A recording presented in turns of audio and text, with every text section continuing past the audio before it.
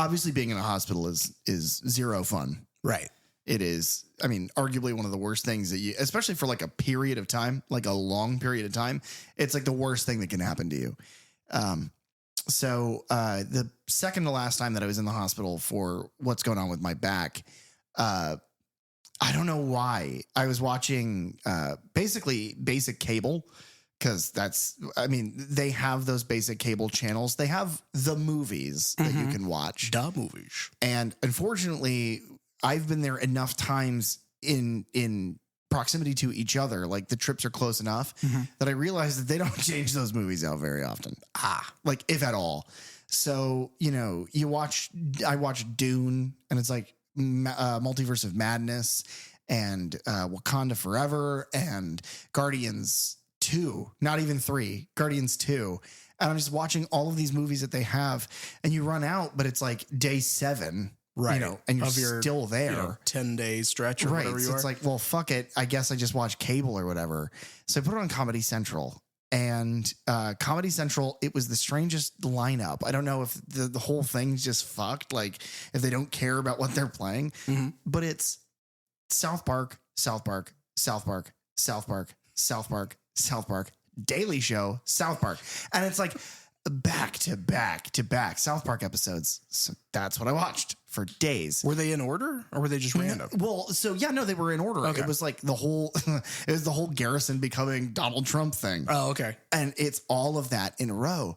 And the biggest problem that I have is for whoever, and I need to be very clear here, because I am delivering a threat now to somebody who is probably a human being.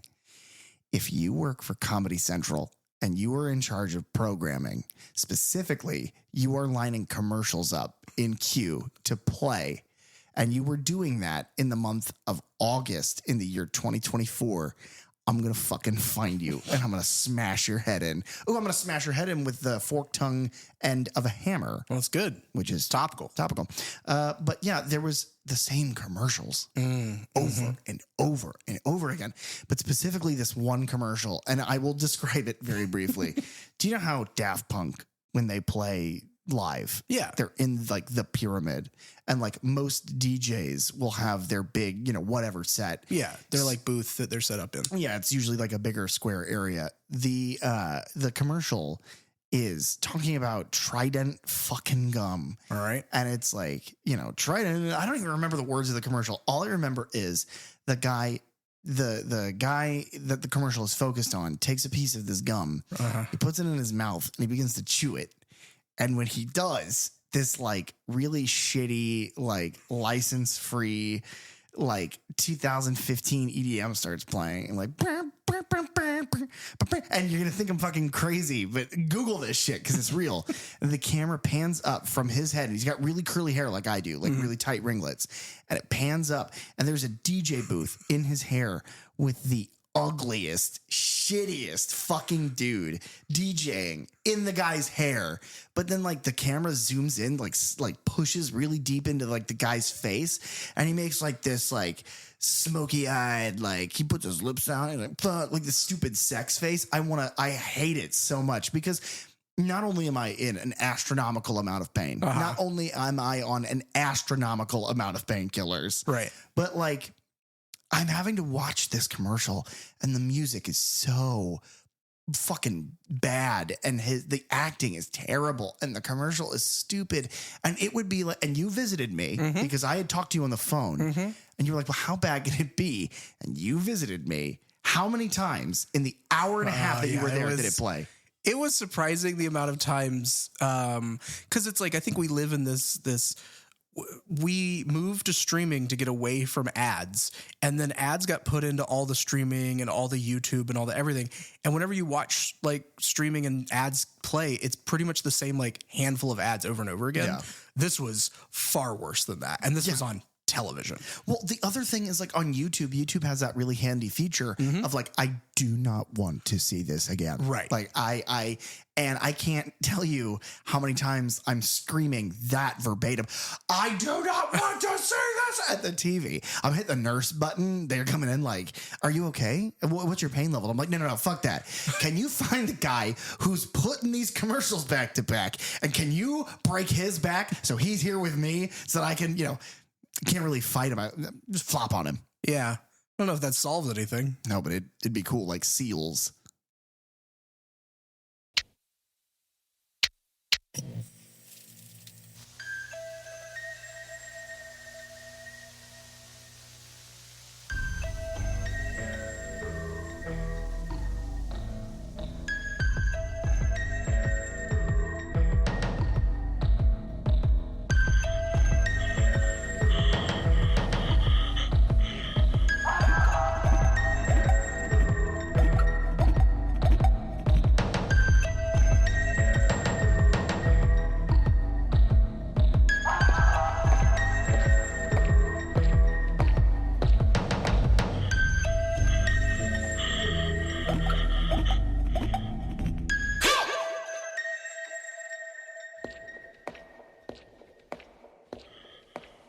Want to wait a little bit this time so you can hear him breathing.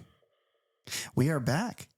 Welcome back to the Third Channel Podcast, where we delve into the horror franchises you love from the perspectives of a lifelong horror fan. And a newbie to the genre. I'm PJ. And I'm Derek. And today, the only thing we're here to talk about is horror. Today's horror is a controversial bit of horror. It's John Carpenter's Halloween 2. Not John Carpenter's. No, I know. Isn't that weird? It felt weird not getting the title with his very specific font emblazoned in orange. Yeah, we're talking about Halloween 2 today. This is a weird one because I don't dislike this movie by any means. I like this movie just fine, but I have problems. Yeah, it's rife with issues. That's the thing, is there's so many issues that you would think I wouldn't like this movie, but I do. I will watch it if it's on. When I watch the original 1978 Halloween movie, I will immediately watch this after. But this might be a misleading conversation because I'm gonna complain a whole lot. Yeah, I feel similarly. Yeah, that was my kind of reaction rewatching this week. Is I don't know. I think I like this one a little less every time I watch it. Yeah, that's fair. And which is normally the opposite for you. Yeah. Normally you find more to like about these. This one and these rewatches, watching them with you seem to find more to dislike. And I don't know exactly if it's because we watched it so close to Halloween. And I think Halloween is it's perfect. Yeah. And it's bizarre, some of the choices that are made here, some of the stylistic changes and things that it's like, so many of the same people that we talked about last week are present on this movie doing the same or similar things. You know what it reminds me of? It reminds me of like when you transition from Batman Begins to The Dark Knight. Okay, yeah. Now, it worked with The Dark Knight. It made it a tighter, better series, I think. It didn't need to change the way it did. Because, you go from Gotham's fantastical and it doesn't look like a real place. And you have, the highs and the lows of creative, bending of reality in that movie in Batman Begins. And then in The Dark Knight, it's just fucking Chicago. Like everything's normal. And they didn't need to do that. I feel like they could have stuck with the Gotham character as it was from Begins. And them changing it in The Dark Knight wasn't necessary, but it works for that movie. Yeah. But that's the same as this one. It just doesn't work. Stylistically, it's different. They make different choices. The plot feels like it's not the same. Like Michael isn't, and we'll get way into this, but in this movie, it's like, Michael, what happened? You were, the reason that all of these smart people with agency or kids, but like the reason Dr. Loomis is caught off guard, the reason Sheriff Brackett can't find you, the reason that these things are happening is because Michael is outmaneuvering them. He is smart and calculated, and he is just hunting these people. Yeah. And in this movie, he's like, oh, I guess I'm here now. Yeah. And he's just like, he's seemingly real dumb. just kind of lumbers from place to place. Which is a very Jason thing to be. Yes. The reason Michael's separate from Jason, because they're both hulking men in masks murdering, campers or teenagers, babysitters, whatever. the thing that separates them is that Michael's a psychopath hunting specific people. Jason is a psychopath let loose to rampage in a direction. It's, I don't like Crystal Lake. Anyone who's in here, I'm going to kill you. And Michael is, very much more like a serial killer. I don't know. We'll get into it. Right. First, do you have things that you would like to keep within this house? Which is a twofold thing, because obviously housekeeping for the podcast, but we are in a house right now. That's true. Yeah, I do have housekeeping this week. And mainly it comes from, obviously, if you listened to last week's episode, we went very, very long. We hope you enjoyed that. We did our best to rein that in. We did. You see how good we did. Well, yeah, you see how good we did. We fucked up. We failed. But I hope you enjoyed it, because we did too. Yes. I really enjoyed that conversation. That was a lot of fun. And the only thing that I, didn't get to kind of do, I think, is by the end of it, because we didn't want to take more time of wrapping up and what have you at the end of the episode. It was like, okay, well, let's just kind of, what were our final thoughts and let's say goodbye. Yeah. But I know that, one, I want to thank Bug for being on. He was a great guest, brought some really good, production ideas in, some his own thoughts into, kind of what different things mean in that film. Yeah. He also donated a several $100 very high def Blu-ray player. Yeah. Which helped us see. And he calibrated my TV, which was the most middle-aged man thing I think I've ever participated in. It was great. We were all just sitting around color tuning, does the blue look too, is this too, muted? Yeah, we need to just crank the gamma a little bit. We need to heighten the detail. We're just going back and forth between TVs. Well, this one looks that was the most man thing we've ever done. Yes. And the reason that he was able to do that is that we've talked about my collection of physical media. Yeah. Blu-rays, DVDs, some 4Ks, VHS even. Mine is, hundreds, if not 1,000 titles. Sure. That pales in comparison. Yeah. To the collection that Bug has. Yeah. And if you checked our socials, there's some pictures out there of Bug with his collection, at least some of it. So you'll get an idea of that. Check our Instagram if you're not following us there. But all that to say is that, we are very big on physical media. Yeah. As much as we love streaming services and we use them, Tubi, we'd love you to love us as much as we love you. God bless you, Tubi. Hey, it's Easter. Die for your sins, Tubi. I don't know what the fuck that means, but we'll do it. We'll find a way. Oh, God, Tubi, please. But that being said, I do, if I can, I purchase the movie. And that way we can watch it on, Blu-ray or 4K and have it in the highest definition that I can, the best quality, special features, things like that I can kind of pour over for these discussions and just for my own well-being. Yeah. Because it's things that I'm interested in. But much like we plugged last week, I believe you plugged Emerald City Comics. Yes, I did. That's, over on the kind of St. Pete, Clearwater side of the bridge of Tampa Bay. If you're over on the other side of the bridge, you can find a little store called Viper Video. They are a physical media movie, shop, video shop, if you will. They are located on Martin Luther King Jr. Boulevard. And they're an awesome little shop. Yeah. They're somewhere where I go pretty regularly. Shelby, the owner, he's awesome. They get both new and used items. So you can go in there and you can find all sorts of, the most brand new Blu-rays that are out on the market right now. And then you can go into their VHS room where it's just old titles if you just want to pick it up for, your collection, or if you still have a VHS or a VCR set up to watch them. The good news is that it's not one of those stores that sells VHS that has that disgusting black curtain that you open and you go in the back and it's like the adult room. They don't have one of those. They don't at this point. What? But they might in the future. Who knows? No, don't, Viper Video, don't do that. Please, God, Viper Video. But I know, like, Bug doesn't live in this area, but he will come up just specifically to go to Viper. The other thing, the one that he really wanted to point out is someone who he has a not a relationship with online, but like contact with pretty regularly is the guy who runs Diabolic DVD. So if you go to diabolicdvd.com, they are they're an online seller. So if you can't make it out to somewhere like Viper, Diabolic is a great place to go online. They've been going for 20 years. They have been a great source for like horror films, cult films, all sorts of weird cinema, things that you can't just find.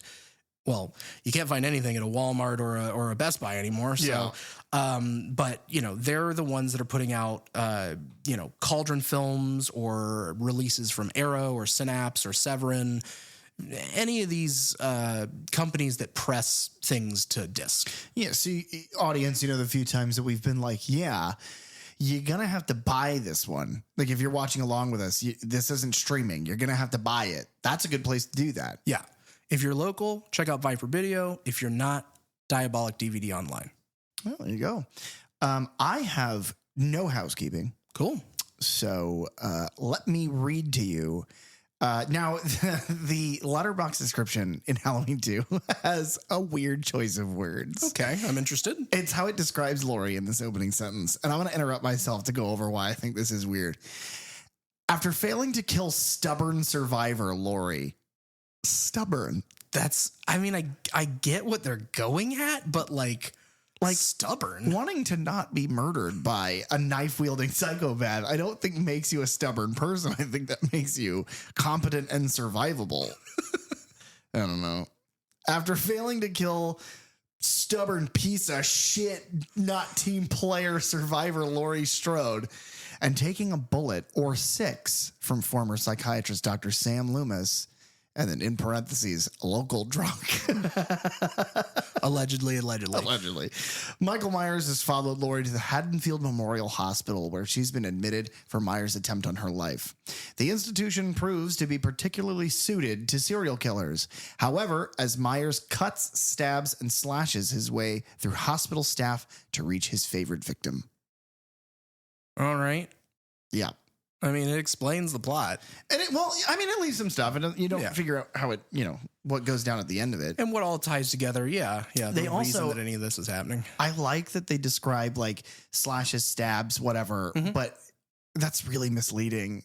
That is one of the strongest parts of this movie, is that the things he does to kill people in this movie and what he kills them with are really thematic. Pretty good. Some of it is really dumb. Some of it's dog water. Like, makes zero sense that it would make it all the way into the movie. Right. But some of the kills in this movie are really good. Yeah. Some of them, because it goes back into that thing of like he leaves his victims for other people to find. Okay. Halloween 2 was released October 30th of 1981. So a actual like Halloween release. Cool. For this one. It's directed by Rick Rosenthal. It was his directorial debut, if I'm not mistaken. This film is both written and produced by John Carpenter and Deborah Hill. So back from Halloween. Yeah. Our cinematographer is still Dean Cundy, who we raved about his, Panaglide system, his use of that in the 1978 Halloween. The main things that I'll point out here is that he re-teams with John Carpenter on a lot of things. The Fog, Escape from New York, The Thing, Big Trouble Little China, so household names at this point. They're they work well together. Our editors, we got 2 editors on this one, just like last time, but they are different people. It was first edited because this film has kind of some troubled back and forth production. Yeah. Where, different people famously. Yeah. They like took different stabs at it to kind of get it to what the version that we see now. So the first editor is Mark Goldblatt, and he worked on the Joe Dante film Piranha. He was the editor on Humanoids from the Deep, The Howling. He worked with James Cameron on The Terminator, T2, and True Lives. So funny, because I was going to say, I wonder if he worked with James Cameron on Piranha 2. Right. But then no, he just worked with him on all the good stuff he made. Right. He caught him later. But True Lies, he also, that's with Jamie Lee Curtis. I was going to say Laurie Strode, her stubborn ass. He worked with Clive Barker on Nightbreed, which is a film he directed. He was the editor on Predator 2. He worked with Paul Verhoeven on Showgirls, Starship Troopers, and Hollow Man. And then he was the second unit director for RoboCop. Okay. So he's worked with Verhoeven, plenty. So he's worked with everyone I like. The secondary editor and who went back in with Carpenter and kind of recut the movie is Skip Skulnick, and he worked on Kung Fu the movie, so based on the Kung Fu TV show with David Carradine. He also did the TV movie Amityville Horror: The Evil Escapes, and he was the producer on the series Beyond Belief Fact or Fiction, which is hosted by Jonathan Frakes. You know what I'm talking about?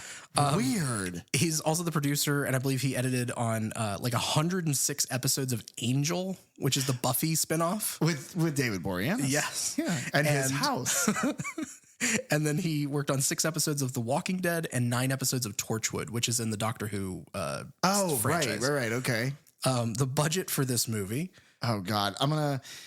Do you remember what it was for Halloween? No, that was because we had that at the beginning of a 4-hour-long conversation. This is no longer an independent film.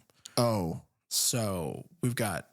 You're going to tell me that it went up substantially because, because it wasn't even it wasn't even $1 million. Yeah, it was like $300,000. So I'm going to guess $5 million. No, you're a little high. $2 million. $2.5 million. Okay. So it was exactly half of what I said. Yeah. How the fuck is this? That pisses me off so bad. And I know it shouldn't because it's not cool to hate things. How the fuck does Halloween have a $300,000 budget and it is perfect? And then Halloween 2 has a 2. Can you imagine what Halloween would have looked like if Halloween had a $2.5 million budget? See, but that's the thing is I think a lot of times for like artists like that, putting them under the wire of you only have this amount of money to spend, it makes them be more creative. So I think that's where we get amazing things like that for so little money. Yeah, because we probably wouldn't have the mask the way it looks because they would have designed their own. We probably, all right, fair enough. The box office is $25.5 million. Holy shit. Something I'll point out for this one is the production company that released this is Universal Pictures, and it was distributed by Dino De Laurentiis Corporation. I did not know this was a Universal movie. Yes. Dino De Laurentiis, we've mentioned with the Evil Dead franchise as well. He's the best. Love that guy. He's got his name on some great stuff. Yeah. He seems to just be like an angel investor for creepy dudes trying to make creepy shit. It's great. It's the reason we have our podcast. That's what we should call this. The Third Channel Podcast, a Dino De Laurentiis joint.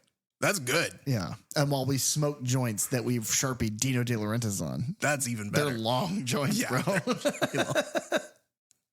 Our director, Rick Rosenthal, he had worked on a horror anthology called Dark Room. He also directed a movie called Bad Boys, not the Will Smith, Martin Lawrence Bad Boys franchise, but this one's from 1983. It stars Sean Penn. Okay. He also did a movie called Ruskies in 1987. Wouldn't that be Ruskies? Maybe. I don't know. Let us know in the comments below. He directed the TV movie The Birds 2, Land's End. No. And we will talk about him again in this franchise when we talk about Halloween Resurrection in 2002. No. Rick Rosenthal, what the fuck is wrong with you? If he has any creative decision making in Halloween Resurrection, it explains so much about this movie. If it's like, yeah, he's just got to direct this shitty fucking movie, like that's one thing. But if he's like, oh no, you know, it'd be really cool. Let's put Tyra Banks in this movie, but like, no, I can't. Okay, I can't get that many movies ahead. Right, we're here. Halloween 2, guys, buckle up. I want to start this one a little bit just talking about because we talked about how important Halloween was and kind of what it jump-started.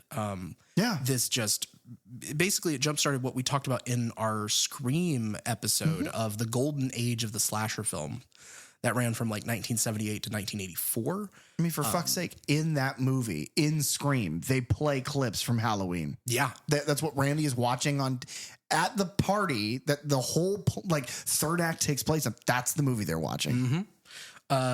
Scholars have cited that over 100 similar films were released over the 6-year period from 78 to 84.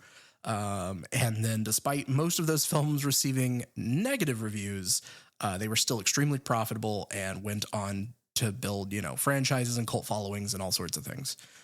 Just a rough rundown of slasher movies that came out between Halloween in 78 and Halloween 2 in 81.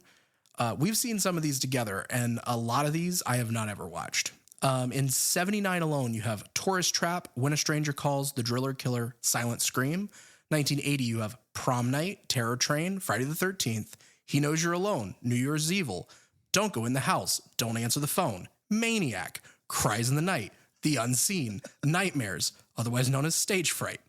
In 1981, you have My Bloody Valentine, The Burning, The Prowler, Eyes of a Stranger, Night School, The Funhouse, Happy Birthday to Me, Friday the 13th Part 2, and Final Exam, Bloody Birthday, Hell Night, Don't Go in the Woods Alone, Wes Craven's Deadly Blessing, and Graduation Day.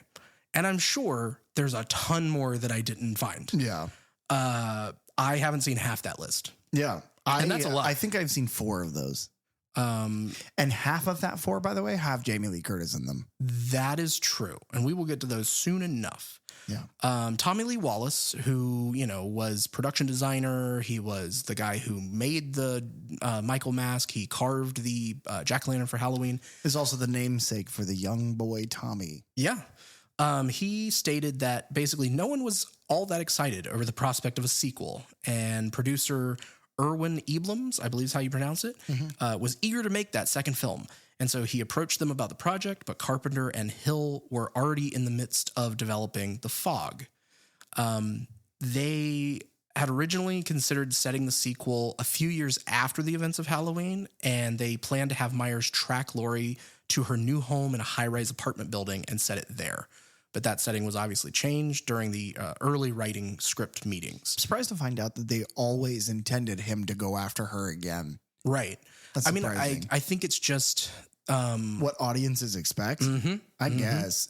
I don't know. The first time I saw Halloween, I was an old enough man that it's like, I don't know. Watching Halloween 2, it was surprising to me that the whole plot is about, like, her name being in the credits is immediately like, okay, well, that's what it's going to be about. But it's like, that's surprising to me. With as aimless and as motiveless as they made him in the first movie, you'd think he would just go after someone else. Yeah, it's just whatever the next closest body was. Yeah, a dog. He gets hungry. Michael Myers, Halloween 2, Michael gets hungry. The hunger of Michael Myers. Halloween, the second helping. You win. That's good. That's good. The sequel was intended to conclude the story of Michael Myers and Laurie Strode. Again, Tommy Lee Wallace, he went on to direct Halloween 3, but he basically stated that the intention was to create an anthology out of the series, like Night Gallery or The Twilight Zone, at a larger scale, obviously. Whenever he was asked in a interview in 1982, what happened to Myers and Loomis, John Carpenter answered very flatly, "The Shape is dead. Pleasance's character is dead too, unfortunately." He wanted to be done. He did not want this to continue like it eventually does. From what I understand, he wanted it to be done immediately, and this movie pissed him off to the point where it kind of fractured his relationship with Hollywood for a long time. Yeah. Yeah. He has described his writing of the screenplay as, quote, "It mainly dealt with a lot of beer, sitting in front of a typewriter saying, 'What the fuck am I doing? I don't know.'" Because he didn't want to write this thing. They initially wanted him to direct, and he was like, "I don't want to do that." But then other people kind of said, "Well, you should still, if they're going to make this movie anyway, you should get your name on it so you can at least make money off of it." And he felt like he hadn't been paid enough off of the first film, because we talked about how he retained rights to it. So he's still, making money off of that to this day. But I don't think that deal had like fully clicked in yet. Yeah. So he didn't feel like he had made the money that he wanted to. So he was like, okay, well, I will then write this thing and produce it for you. The plot twist of Laurie. Now, again, we'll get into spoilers. I don't know if we've already said this. We have a rule on this show. We don't give a fuck. If you click this episode, fuck you. Yeah. You know what? That's what we're going to say to our audience in one voice. Fuck you. Right, Derek? Correct. Good. And now our show's over. And that's it. I fucked us. I ruined it. But the plot twist of Laurie being Michael's sister wasn't planned originally, but was just conceived purely as a function of having decided to become involved in the sequel to the movie that I didn't think there was really much of a story left to tell. So unhappy to write it, but still did it for that paycheck. I hope it was worth it, John. I love John Carpenter. Mm-hmm. I think the obvious answer is that he goes after Loomis. Yeah. I think that's the much more obvious. You can't put Jamie Lee back in the movie, right, and that's a shame. But you got Donald. Obviously, he did it. Yeah. I don't understand why. And again, cocaine was a hell of a drug. Early 80s. He's snorting. He's doing the fog. He's snorting it up. Maybe this just didn't click with him, but like everybody just assumes that Michael's going to keep going after Laurie. Fucking 40 goddamn years later, he's still doing it. She's like, I built a bear trap house. And he's like, and they just do whatever. The silence isn't a glitch. He doesn't talk. That's the joke. That's a good point that both, Jamie Lee Curtis comes back and Donald Pleasance come back, because the main cast all reprise their roles for the most part in this sequel. Fucking even Nancy Loomis she's like, I'm Annie, but I'm dead. She plays a corpse for not even a minute. And you pointed out that she is bad at it. She is bad at playing a dead body. But the exception there is Nick Castle. He had played adult Michael Myers in the original. He played the Shape. He... Just laughing because I know you're gonna have to say this guy's name. Oh yeah, it's just fucking amazing. We've said his name before. I know, but now we're with him. Yeah, now we got to hang out with him. So the person who stepped into the Shapes coveralls and white William Shatner mask is none other than stunt performer Dick Warlock, who has the greatest name probably ever. All I can think about, because there's a guitar called the Warlock. I can't remember the company that makes it. Right. Maybe the company is Warlock. I don't know. But it's like really like jagged edges and it's like fucking metal. It's really cool looking. Every time I think of Dick Warlock being Michael Myers, I just think of like the eyes of the mask have like really heavy eyeliner and the hair is all Liberty spiked up and he's just like on like hooks, like love God, and like flying through Haddonfield on like you know what I mean, like a rig, and he's like, it's a concert now because his name is Dick Warlock. He had basically prepared for the role by, quote, watching the scene where Laurie is huddled in the closet, Michael breaks through and she stabs him with the hanger and all that. And, watching in the background, Michael sit up and turn towards her, and that and the head tilt were the things that he carried with him into Halloween 2. Fair enough. Is all he kind of took. And that's the things that make him for the rest of the series, apparently. Mm-hmm. I like to imagine one of the scenes I really took to get into character was him getting stabbed in the eye. So just sitting home with a wire hanging, a gun, just popping his eye out. Oh my God. No. Dick Warlock, why? The executive producers from the first film, Erwin Eblums and Mustafa Akkad, they were invested heavily in the sequel, obviously boasting a much larger budget, and they worked with Italian film producer Dino De Laurentiis to assist in that financing. They had initially discussed filming in 3D. No. So they were investigating a number of 3D processes, but they were too expensive for what they were doing. Thank God. It was filmed over the course of a 6-week period in April of 1981 to May of 1981. Most of it was shot at Morningside Hospital, that's in Los Angeles, and then the Pasadena Community Hospital in Pasadena. Okay. Apparently, it was very, very difficult to shoot there because they were close to an airport. So they were having to stop because they could hear the planes coming in all the time. Yeah. You don't know anything about that. No. Oh, Jesus. So kind of as I've already said, John Carpenter was like super reluctant to extend his involvement in this film any more than he absolutely had to. Right. But you will find that he just kept finding ways to be involved. Okay. Whether he wanted to or not. They had originally approached Tommy Lee Wallace to direct, but he turned it down. He instead went to Rick Rosenthal, who based solely on his short film that he made at the American Film Institute. It's called The Toyer. I've not seen it. That's what Carpenter brought Rosenthal in on. Apparently Deborah Hill was also considered for a moment directing, but didn't want to appear as just a protege of Carpenter. Okay. I can see that. Yeah. Especially because they were romantically involved, right? Yeah. I get that. Stylistically, Rosenthal attempted to recreate elements or themes from the original film.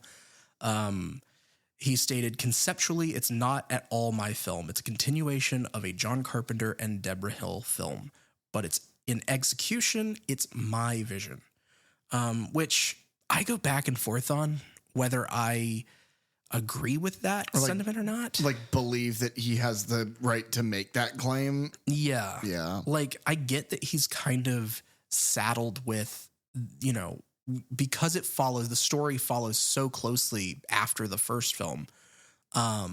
You've got your story written by the person who wrote the first story. Mm-hmm. You've got your cinematography is being done by the same cinematographer.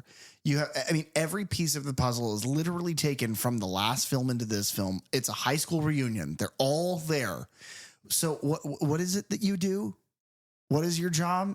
Because are you setting up the shot? No. Are you deciding what Haddonfield is like? No, that's already been done for you. I don't know. I have a hard time with that one too. Yeah. The first scene is presented through that first person camera format, very, voyeuristic, through the perspective of Michael Myers moving through this town, much like he did in the first film. You've got jump scares, but basically Rosenthal says that he attempted to replicate that visual element of the original until we get to the hospital. And then once we're there, he got a little bit more of a creative freedom in how he shot things there. Okay. Yeah, I can kind of see that. And then the other thing that they kind of bumped heads on then was the decision to include more gore and nudity into this sequel that wasn't really present in the original. Rosenthal says that that was more of Carpenter who chose to make the film bloodier in that sense. But Tommy Lee Wallace has explained that since the release of Halloween, and all of those other slasher movies have come out, they were all like horror movies had changed at that point. Yeah. They all became bloodier. They all added more nudity and things. So to fit with the times. Which is funny because the times are based off of your movie. Right. So to fit into a zeitgeist that you've created, you then have to mimic the zeitgeist. That's funny.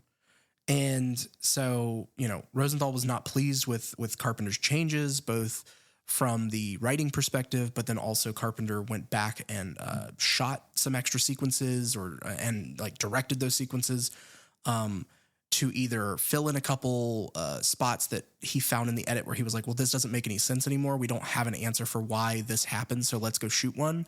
Or a couple extra kills that, just to kind of punch up the violence and the gore in the different scenes.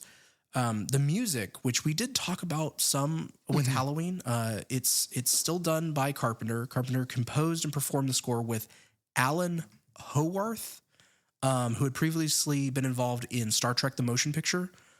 Alan Howarth, who I'm probably mispronouncing his name, but he's done the score for he's worked with John Carpenter on a lot of things. So he worked with him on Escape from New York, The Thing, Halloween 3, Christine, Big Trouble in Little China, Prince of Darkness, They Live.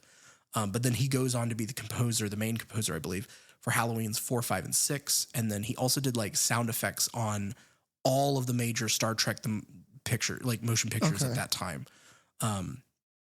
So yeah, a lot of score assistance and then sound effects. Okay. But the film score is a variation on Carpenter's composition from the first film, and in that 5/4 time rhythm. But this one was played more on synthesizer organs versus classic piano. While we're on the subject of the score, the score adds some stuff that I do like to the overall Halloween kind of portfolio of music and the things that you can pull from. But it is just that use of synthesizer, and it's very electric piano-y and very it sounds very much like a karaoke track or you ever been you go to a Spirit Halloween and they've got all that license-free music that they can, and it's like kids singing Thriller or whatever. It sounds like that CD's version of the Halloween soundtrack. It sounds like close, but legally distinct. I would agree there. It's funny. It's the, and I mentioned this in our last rewatch of there are parts of this score. I prefer the score of the original, but there are parts of this one that really get stuck in my head for some reason. And I don't know exactly why that is. The film was principally edited by Mark Goldblatt, who did the first cut of the film. But then when John Carpenter and Deborah Hill were looking at it, they had invited Skip Skulnick, who he was coming in as an editor to cut the TV version of Halloween, as well as a TV version of Halloween 2. And so they let him view Goldblatt's cut of the film, and they spent the weekend then editing that cut down by about 14 minutes they cut out. And then that's when Carpenter was like, okay, well, I've got to it's not scary enough. It's not, what it needs to be by today's standards. And so he went and shot a few more gory scenes. That includes the Alice kill at the beginning. He, I believe, shoots some of the burning scene at the end, with the close-up on the mask burning, and just kind of punched up different things to bring it higher in the R rating that they were kind of looking for. Really looking at that wave of slasher films from 79 to 80. During this process, he also realized that there was an unresolved plot hole, which is a pretty major one, which is I guess the first cut of the film, there was no scene that would point Michael towards the hospital. Oh, so they didn't have the scene shot where he hears the kid with the boombox. So that shot is that whole scene is done by John Carpenter as a reshoot. You would pointed that out in our last rewatch of thank God this fucking kid crosses the street. Michael would have spent the next 18 days just wandering. Just wandering. Is she getting her car fixed? Is she getting an oil change? Let me go check. And he walks over, and some guy's like, "Hey, buddy, that's my maintenance jumpsuit." And he's like, "Ah, shit." And then in a kind of bit of real world, I can't remember which movie we had another thing like this. Maybe Child's Play 3, where there were what's called the Halloween 2 murders that actually happened. Oh, yeah. So there was an incident with minor connections to the film, but it heightened the kind of the idea of the effects of media violence on young people, especially. But apparently on December 7th of 1982, Richard Delmer Boyer, who lived in El Monte, California, he murdered Francis and Eileen Harbitz, who were an elderly couple in Fullerton, California. That eventually led to the trial of the People versus Boyer. It was in 89. He stabbed the couple 43 times. Jesus Christ. And his defense was that he suffered from hallucinations brought on by the movie Halloween 2, which the defendant had seen under the influence of PCP, marijuana, and alcohol. Now, I'm not disparaging the dead. Mm-hmm. Obviously, if you're an elderly couple and you get murdered by being stabbed 40 plus times, that's awful. But God, wouldn't that suck? You get to the afterlife and you're all sitting around how did you go? And you're telling your stories. And it's some fucking kid killed me because of Halloween 2. And they're like the John Carpenter movie? And they're like, no, it wasn't even him. It's not the good one. They didn't kill me because of the good Halloween movie. They killed me because of the shitty sequel. And everyone's like, oh, man, that sucks. In order to appease the gods, the Druid priests held fire rituals.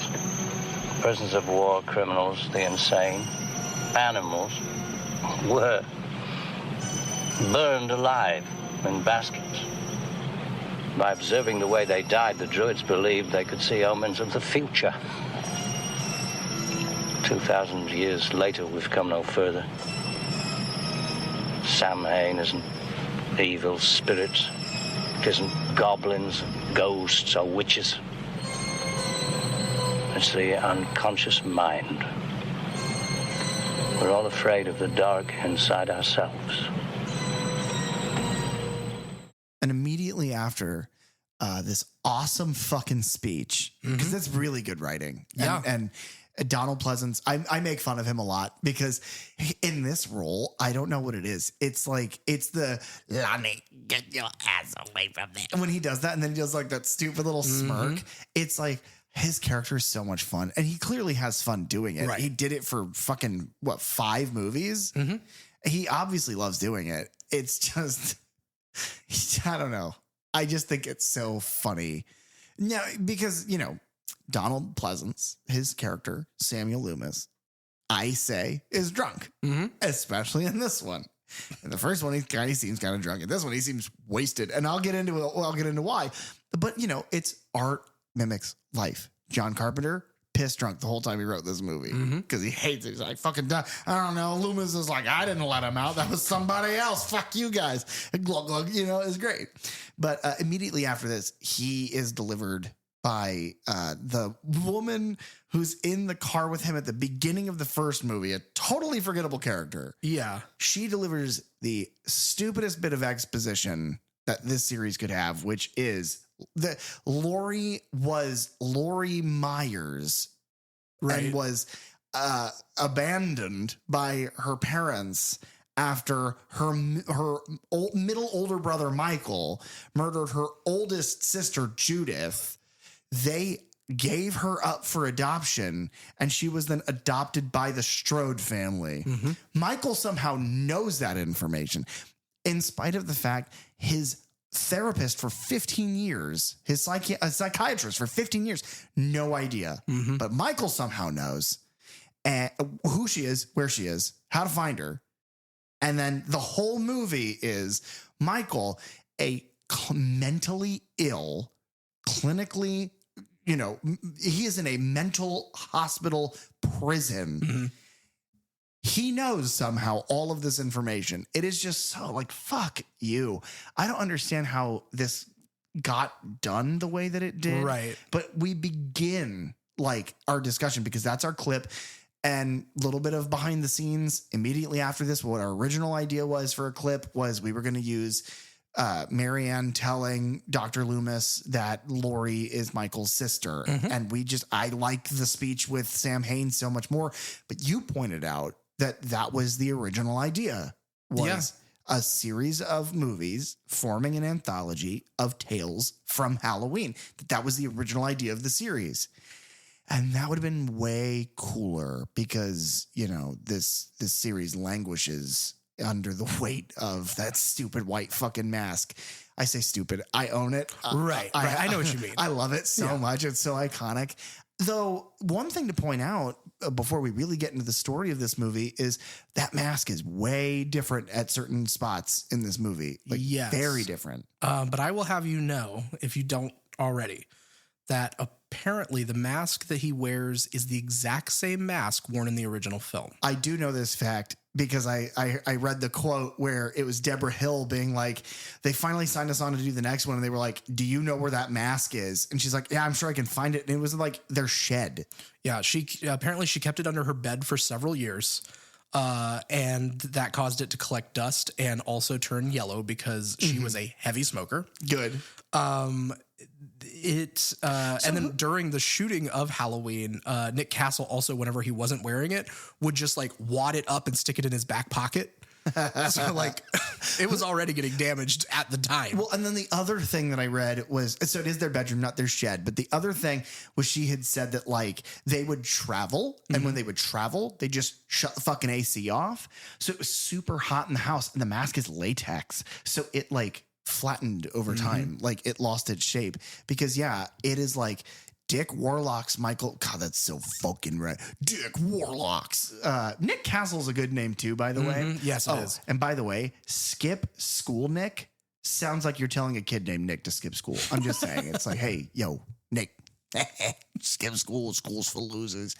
It's not. Stay in school, kids. Otherwise, you do a Third Channel podcast. The other reason that the mask looks a little different, especially it appears a bit wider Yes. in certain shots, is that Dick Warlock is shorter and stockier than Nick Castle. Okay. And so the mask fits his head differently. The other funny thing is, and the reason that it definitely looks different in all the other times that we see Michael in a mask after this film, is that because they planned this to be the final Michael Myers movie, they let Warlock keep it afterwards. And so like he has the actual screen used mask apparently, along with the scalpel, the boots, and the jumpsuit and the knife all used in the movie. Fuck him. That's so cool. My God, this mask is so fucking iconic. And so seeing it like a little careworn in this movie breaks my heart a little bit. Because it's like they just had no idea. They had no idea that fucking Nick Castle was balling and shoving one of the most iconic pieces of media, of a genre of media, into his back fucking pocket to smoke cigarettes with. So then who's to say, by the way, that wasn't Deborah Hill's cigarette smoke that made a cameo in the original Halloween? Wow, that's a twist. So our film starts with the song Mr. Sandman. Yeah. We have some titles of Haddonfield, Illinois, October 31st of 1978, which is the exact date of the events of the first film. You gotta love it. What I don't love, though, is doing what this movie does. Now, it was a different time. Same reason the credits in their entirety are at the beginning. I understand. It's a different time, so people have not seen this movie for a very long time. You can't stream shit. VHS is the only medium that you have at that point, but even that is like, well, can you find it? Yeah. And so it was having it, so like Halloween was they did a TV cut of Halloween around the same time that they were doing the edit on this, so that they could play that on TV around the same time that Halloween 2 was coming out in theaters. that makes sense. But a lot of people probably hadn't seen the original Halloween since 1978. Right. So I understand why, but as a person now, it's like, oh, fuck. Because now we have to watch the entire back end of the original Halloween movie again. Yes. And there's a lot of like exposition from Loomis, especially of like explaining who he is, who Michael is, and like the events of the last film. He explains it to Deputy Hunt several times throughout the film. Yeah. And I think it's just that. It's like, hey, if you forget what happened 4 years ago, here's what you need to know. I would like to see a cut where it's Donald Pleasance as Dr. Samuel Loomis talking to the detective, and he's like, "I shot him 6 times. He's not a human. He's evil, and I'm Dr. Loomis." And he's just slowly turning to face the camera, and he's like, "I'm Dr. Loomis, and Michael's crazy. He killed his sister here 15 years ago." It's just like him delivering that exposition, but with his. That's the thing about if Dr. Loomis is in a scene, and I think I said this last week, he is either at a 0, like a 0.5. He's barely conscious, or he's at a 40. Yeah. And there is 0 in between. Yeah. And that's what I like about him. It just makes him great.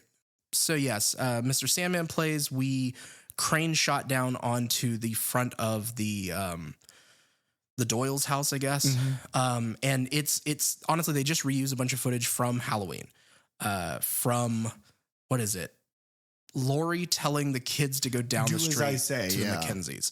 So from there on, now the difference there is that whenever Loomis is finally firing at Michael, we cut to a shot outside of the house, which the house looks a little different because apparently in those 4 years they had built this new balcony. And I think they also got rid of the carport because I don't think it's there on the other house. Oh, okay. Whenever we see Annie's body later. Huh.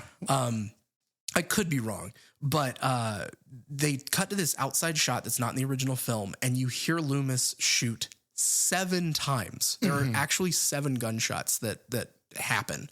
Which normally wouldn't be a big deal. It's just like a little continuity error, except he will then go on to say 5,000 fucking times, "I shot him 6 times. He just mumbles, I shot him 6 times, and then an extra one. He does that every time. And then we finally cut to new footage as Loomis comes out of the front door of the house, and he sees an impression left from Michael's body having been on the grass, and there's blood. He touches blood on the ground. Yeah. There's like a neighbor who pops out of just like, quiet down out here. Like, what's going on? I've been trick-or-treated to death tonight. And then Loomis says the coldest line ever. He's like, you don't know anything about death. And he turns around and runs away. What if that guy's wife had just like passed away? Oh my God. He's like, what are you talking about, man? Are you joshing me? It's really insensitive. Yeah. And then Loomis gets canceled. And then score kicks up and we go to our credit sequence, pretty much like the first film. Yeah, push into jack-o'-lantern. The effect here is pretty cool. The jack-o'-lantern splits open. It's like super iconic to the series, in spite of it being in the sequel.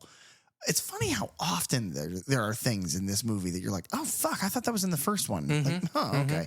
But yeah, as the camera pushes in on the pumpkin, it splits in half, revealing a spooky skull that is terrible. It just looks god awful. The teeth look odd on it. The teeth look like a pair of chattering like vampire teeth that they glued into like it all looks plastic. It all looks styrofoam. It's just terrible. But the effect is cool to do that in that like black sort of voidish space is I mean, it's memorable. And it's kind of a like reference, if you will, or a play on like the poster design for this movie, which is the skull superimposed onto the pumpkin. Okay. So it kind of plays with that a little bit. Yeah. Maybe. I'm sure, I don't know who designed that, but when I was a kid and I would see Halloween 2, because like the cover of the VHS was the skull with the pumpkin. Like it looks like a skull wearing like an afro wig or like a bicycle helmet. It looks silly. Yeah, I see that. I like it. It's like I like it too, and I don't know that I would have thought that if I wasn't just like a little weirdo. But like as a kid, that's all I could ever think. Our first shot after the credit sequence is this long Panaglide. I assume it's Panaglide, like the Panavision system. I'm just going to call it that for sure. But kind of zooming back down these back alleyways between houses. You're hearing dogs bark, you're seeing kids trick-or-treating and kind of wandering around because this is, again, Michael has gotten up from the yard and taken off down, the street, basically. Yeah, this serves as a reminder that no matter what horror you're dealing with or the people around you are dealing with, the world outside of you just continues to tick. And that's why he's so fucking scary in the beginning of this movie. It's a reminder of like, he also doesn't give a shit. Yeah. He's just going to keep trying to kill you. And it kind of plays into that idea of like, if you, the saying is if you see something, say something, but it's like truly, if you're not paying attention to your surroundings, this mass killer could wander into your kitchen and steal your knife while you're trying to make sandwiches for your sleeping husband. But that pisses me off because so we immediately break the rule, right? Halloween 1 is so brilliant in that it establishes if we are not Michael, if the camera is not acting as him, we do not know where he is until we are seeing him like set up his murders. He's methodical. He's creative in this really macabre sort of, really dark way. And in this one, the camera is tracking him just like any other person, any other character. It's following him through backyards. It's like he goes into the house and you've got that really good shot and it's split diopter, something that we fucking love on this goddamn show. Yes, we do. That's Derek's going to be on his tombstone. It's Derek, quote, split diopter, end quote, Rosenberg. And mine is PJ, quote, ass man. No. You've got this great split diopter shot where you're looking through the house and it's the husband watching George Romero's Dawn of the Dead. Right, which is the third feature in the Dr. Dementia horror-thon, 6-hour horror-thon. Yes. And then behind him, split diopter, you see Michael is in that back doorway. And I was like, is it like split 3 times? And you pointed out that and this is really smart cinematography because they keep the older lady, the wife, in shadow. So her being out of focus you can't tell. So they all look in focus, and that's just so brilliant. But it's like, this is something that, this is going to be my first real major complaint about the plot of the story, is that like, where Michael before has been like, you know, following them and knowing that he can get away and, you know, stashing bodies in places, and he dragged a goddamn tombstone. Yeah. You know, everything is so, he's like clearly got an idea of what he wants. And in this one, He's an artist with a knife. right? But oh my God! But it sounds like you kind of like admire that. No. Derek just killed 8 people, guys. We paused the recording. SOS, send help. But it just seems like it very much in this one just seems like, well, I'm here now. Might as well do something. It's especially in this section here. Yeah. He grabs the knife off the cutting board of these old people's house so that he is now with weapon again. And he kind of turns around and walks away. Why he doesn't kill these old people, I don't know. My assumption would be, well, they're not Lori, and that's all he cares about is her and the people around her, because that's what the first one establishes. And the old woman like sees blood and screams. I've always thought that the rest of the scene was weak. Just show him take the knife, do the reverse, him walk out of the kitchen and end it there. Yeah. I would say that it's, you know, he doesn't kill them because they're not Lori, but then the following event is he goes to another person's house and kills this girl, Alice. Right. Which you told me was and we talked about that briefly earlier, where this Alice kill is John Carpenter punching it up, which is funny because it's John Carpenter punching it up and it is so weird. It's like, she's on the phone, and this is where we establish kind of where exactly we are in the storytelling, is like where the storytelling is going to pick up is, basically immediately after, because she's on the phone with a friend who's telling her, hey, they're on the radio right now saying that somebody got killed at, you know, around this place. They found 3 bodies in a house. And she's like, oh shit, that is right down the road. And then who did you say was the critic that said everyone acts like an idiot? Roger Ebert. Okay. So first example is right here. Immediately, this girl is on the phone. Her friend is telling her that the radio is talking about murders down the street. They didn't catch the killer. She then turns and her door is wide open. Now, if I'm her, I run outside and run as fast as I can. He might be on the outside of the door, but he might not be. But if I stay in here, I'm probably toast. And she doesn't. She just is like, what the fuck? And like slowly walks around. And then in this really poorly constructed shot, especially for John Carpenter, because the thing about John Carpenter and Bug really went to town talking about how good he is at setting up shots and kind of giving examples of how and why the composition of the shots that he made in the first movie are so almost revolutionary. And then it's this one is like Michael springs up, like you call him like a cat. Yeah, it's an odd jump scare. But it's like from behind, and it like cuts immediately to the other side of the room where he jumps up, and then it cuts back to him behind, and then it's like a close up on her face as he's stabbing her and the blood splashes, and then we're gone. But you don't see any of the violence. Nope. It's all off camera, and you don't need it to be, by the way. Later in this movie, Michael has stabbed a needle through a man's eye. Ugh. Like, you don't need to play around. So why do that after the edit where you've already seen that footage? I don't understand this fucking movie at all. You don't need this scene either, by the way. You could just have him continue after the old lady's house. He gets the knife, and the next time you see him, he's, you know, later on down the road. You don't need this scene for it to be punched up for violence. To have more violence in the fucking hospital. Yeah. Whatever. I hate to always complain about the movies that aren't perfect, but I understand it. Oh God, is that what this show is? Yeah. Do we review movies? Yeah. Let's continue then. Our next scene here is actually it's the cop car pulling up outside of the Doyle house, and then Laurie's going to be wheeled to the ambulance. But the main thing here is it's probably the best cinematography in the whole film. It feels like Halloween. Yes. Because the score is there. It's this beautiful crane shot down to the police car, and then the cops get out, and as they walk around, we transition from a crane to the Panaglide system as they follow the police up the sidewalk to the door, and then Laurie is then wheeled out on a stretcher, and they follow back to the ambulance. And it's a oneer. I think it's a oneer, if I'm not mistaken. So far as I can tell. And At least to gorgeous. the door, it's definitely a oneer.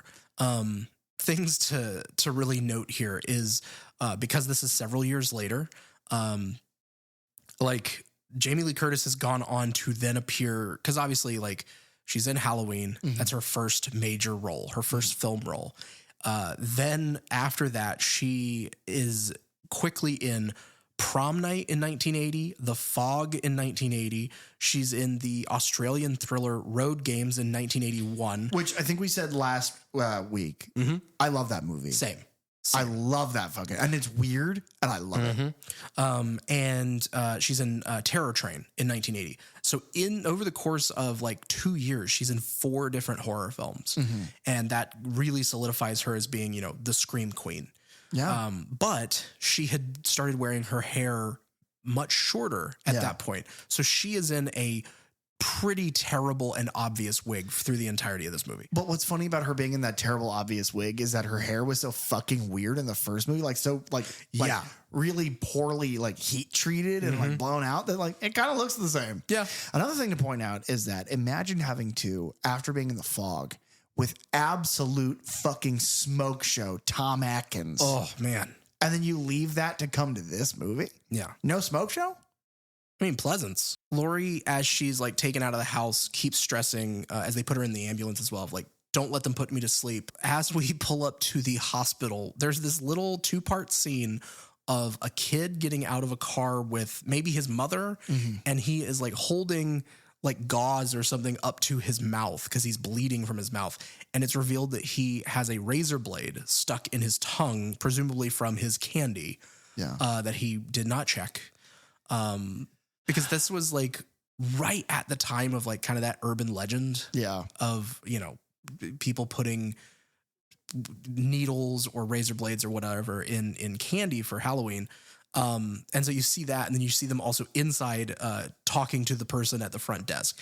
Now, this apparently was kind of Carpenter and Hill teasing the idea of what might come in a later Halloween movie if they kept up with this anthology story, which kind of plays into what's eventually revealed in Halloween 3. Okay. That's the most I will go into that for now. Sure. But I like this weird little part in this movie for whatever reason. As Laurie's wheeled in, the EMT, the nurse, and the doctor all know who Laurie Strode is. Again, just kind of reiterating, this is a small town. We all know each other. Laurie Strode from Strode Realty. That is her father. Okay. Yeah. The ambulance kid, like the kid who drove the ambulance or was with that team, knows her, and like it. Yeah. Loomis and Brackett are on patrol. So not only is Dr. Loomis back, but Sheriff Lee Brackett is back, played by Charles Cyphers. They, for a little bit, like he's very high in the credits, and he only has maybe 10 minutes of screen time. He got tired of fucking Donald Pleasance screaming in his face. Yeah. The vodka singed his eyebrows off. He just couldn't do it anymore. But Halloween 1978, it starts with a car scene. A back and forth. It's a single shot a lot of times. So they cut back and forth between them, but it's typically from the side. You're seeing, both Loomis and Marion talking, and it's lit beautifully. It's not over lit or anything like that. All the driving scenes in this are typically in cop cars, and there's always this like green glow on their face from like maybe the radio or something. I don't know what they're playing off of in there. It might have been a technological advancement from one film to the next. I don't know exactly, but like that would make sense, right? 70s to the 80s, the early 80s, you start to get those lit panels with like, cassette players and radios and stuff. Maybe it is just now these cars that are being used have lights in them. Possibly. Facing the drivers. Yeah. I hadn't considered that, honestly. Or Donald Pleasance brought a spooky Halloween flashlight with him to set. He's I can't wait to do these films again. Grabbed his flashlight. But as they're driving along, and Loomis is regaling Brackett with how many times he shot Michael. Which is 6. Oh. But it was actually 7. Loomis has him stop the car because he believes that he spots Michael walking down the sidewalk. Okay, now here's where I have to take over again. Last week, I pointed out something that floored you because you've brought it up a handful of times since I pointed this out. In universe, in the real world, Michael's mask is a Captain Kirk William Shatner mask. The eyebrows have been painted over. The sideburns had been removed. The hair was treated and colored. So it is a different looking mask. The whole face was painted white.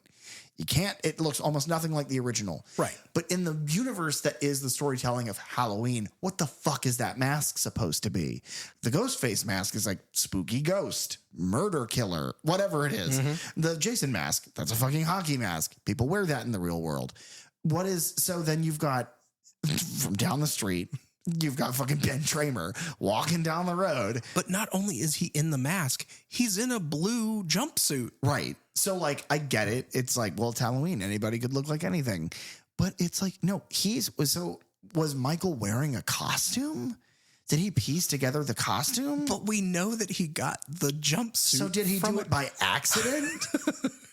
Hot costumes this year. Dorothy from The Wizard of Oz. Batman.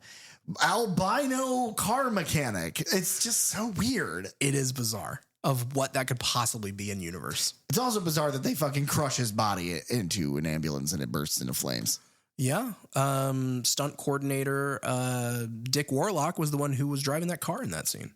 So Dick Warlock was so upset that somebody else was wearing that goddamn mask. I tell you what, for those of you who collect figures, specifically horror figures, that Ben Tramer mask is the #1 accessory that comes with Michael figures that you throw in the trash. Who the fuck's gonna? Oh God, thank God I can finally make Michael Myers into Ben Tramer. If you want a Ben Tramer figure, go get a figure of a charred, chattering skeleton. That's good. That's all you really need. Spoiler alert. He burns to death. Yes. And Loomis is unsure if that is Michael or not. I love the performance here. I need to be earnest for a moment. Donald Pleasance is amazing. He is the only part of this movie that integrally works from start to finish. He's amazing. He obviously, I mean, his pedigree, he's such a good performer. He's in so much classic television and film. He's amazing in this role for every movie. It doesn't matter how shitty the Halloween movie you're watching is, and it gets bad. He is the best part of it. And he just dials it up. Yeah. You can tell how bad the Halloween movie is by how insane his performance is. But no, he's amazing in this. And it's like Donald Pleasance conveying the horror of, I think we got him, but I can't rest until I know. And it's the obsession. And it's like, it's because everybody else is like, dude, chill the fuck out. We got him. Look, he's right there. And he's like, until I know for a fact that that's Michael Myers, I'm not leaving. I'm going to figure this fucking shit out because I fought to keep this from happening. No one would listen to me. I've shot him. I've shot him 6 fucking times and he didn't fucking die. He's evil. I thought he was. And now I know. And it is just in a few lines of dialogue. Right. It is a tiny little moment. Yeah. For Lewis. Oh God. Speaking of good performances. And then it is followed up immediately. Who plays the lieutenant? So Deputy Gary Hunt is played by Hunter Von Leer. He worked with Mel Brooks in High Anxiety and History of the World Part 1. Okay. And then he's also in the film Trancers 3, which is produced by Charles Band. I've mentioned several times in other episodes. Okay. A lot of bit parts in things, not major roles in anything. Sure. The moment that he enters is an amazing performance. Yes. It is amazing. It's like emotional. Like it makes you the cynic that I am. I was like, wow, that's really powerful. He walks up and he grabs Sheriff Brackett and he's like, they just found 3 bodies in the Doyle house. And they're across teenagers. The street. And he's like struggling to get it out. He's like, and one of them's Annie. And Brackett like crumples and is like, what? And he's like, we need to go right now. And Loomis gets in the car and they tear out of the scene. Like before Loomis can even get the door fully closed, they're driving away. And one of the things I like the most about the cinematography of this shot is that the crowd and everybody is still there doing what they're doing. And as they pull away, we don't follow them. They just leave line of sight because it is like they are traveling with such rapidity. And I really enjoy it. That's a good scene. Yes. I really like that scene. That whole sequence is really well done. Plus it kills Ben Tramer, and everyone knows that Ben Tramer was a piece of shit. He was the real villain all along, even if Laurie had a crush on him. That's what you get for liking people, Lori. We have a little scene here where we're back at the hospital, and Jimmy, who was one of the EMTs, is sitting with her in her hospital room. Yeah. And Jimmy Lloyd is played by Lance Guest. He was in The Last Starfighter, Okay. which is a 1984 film directed by none other than Nick Castle. Oh, yeah. He's also in Jaws: The Revenge. I wonder where the fuck Nick Castle was during all this. I think he was. I think he is working on directing stuff. Okay. All right. So yeah, because he had kind of started moving in that direction. But Lance Guest is also in Jaws: The Revenge in '87, and then in 2014 he's in a werewolf film that I've seen called Late Phases. Is that good? Yeah, I really liked it. I haven't seen the Okay. sequel. There's a second one, but I haven't watched it yet. But He's yeah. good in this. Yeah. It's the performance is, I think, easy to do.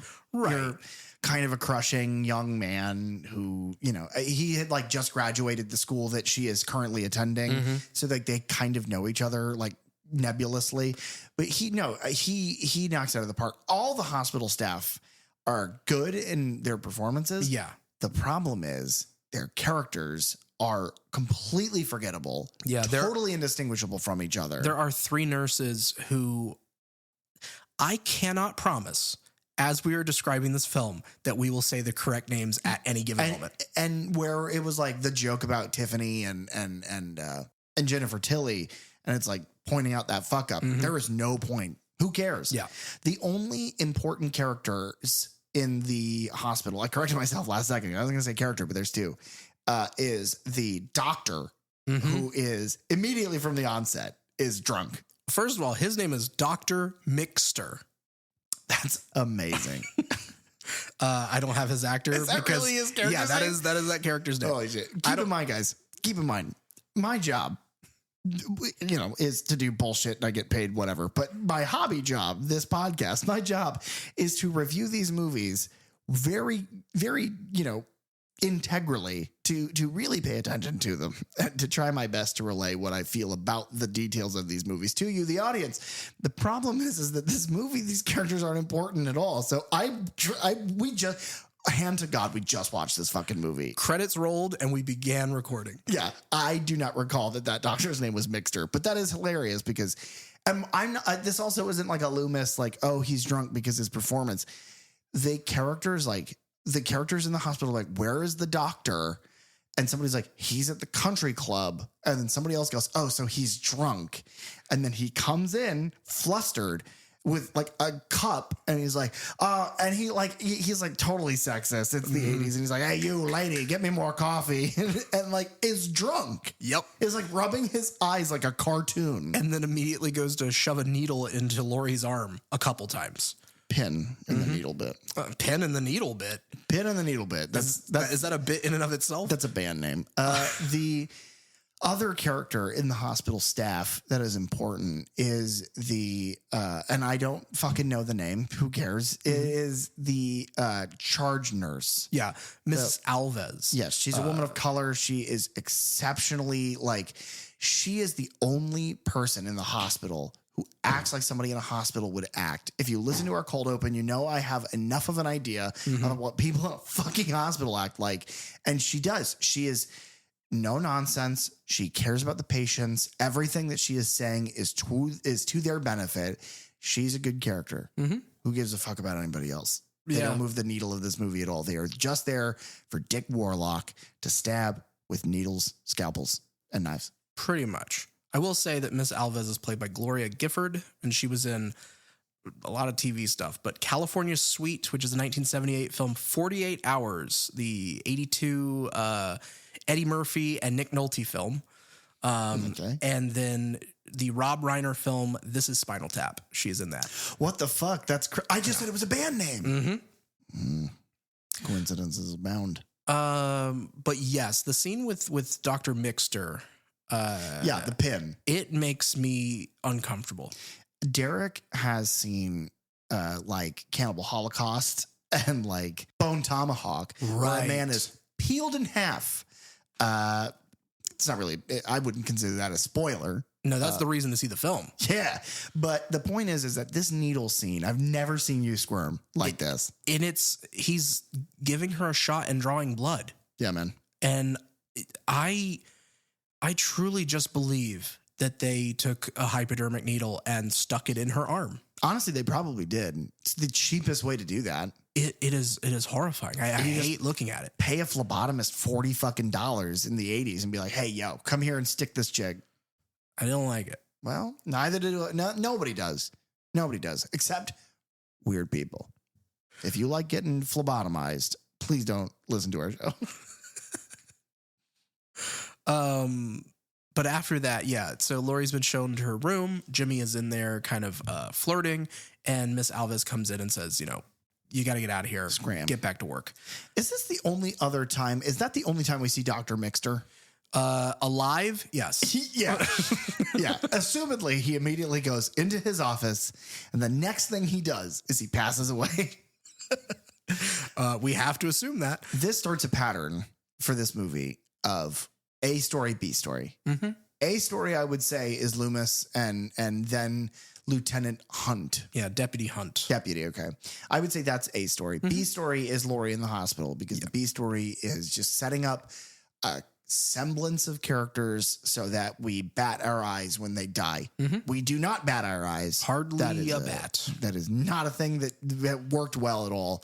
But I think that's the attempt. Yeah. Our next little sequence here is at the town square, if you will. Yeah. And it is the shot of people milling about. The kid with the boom box is walking around. Mm-hmm. We follow him for a bit with a Panaglide Steadicam.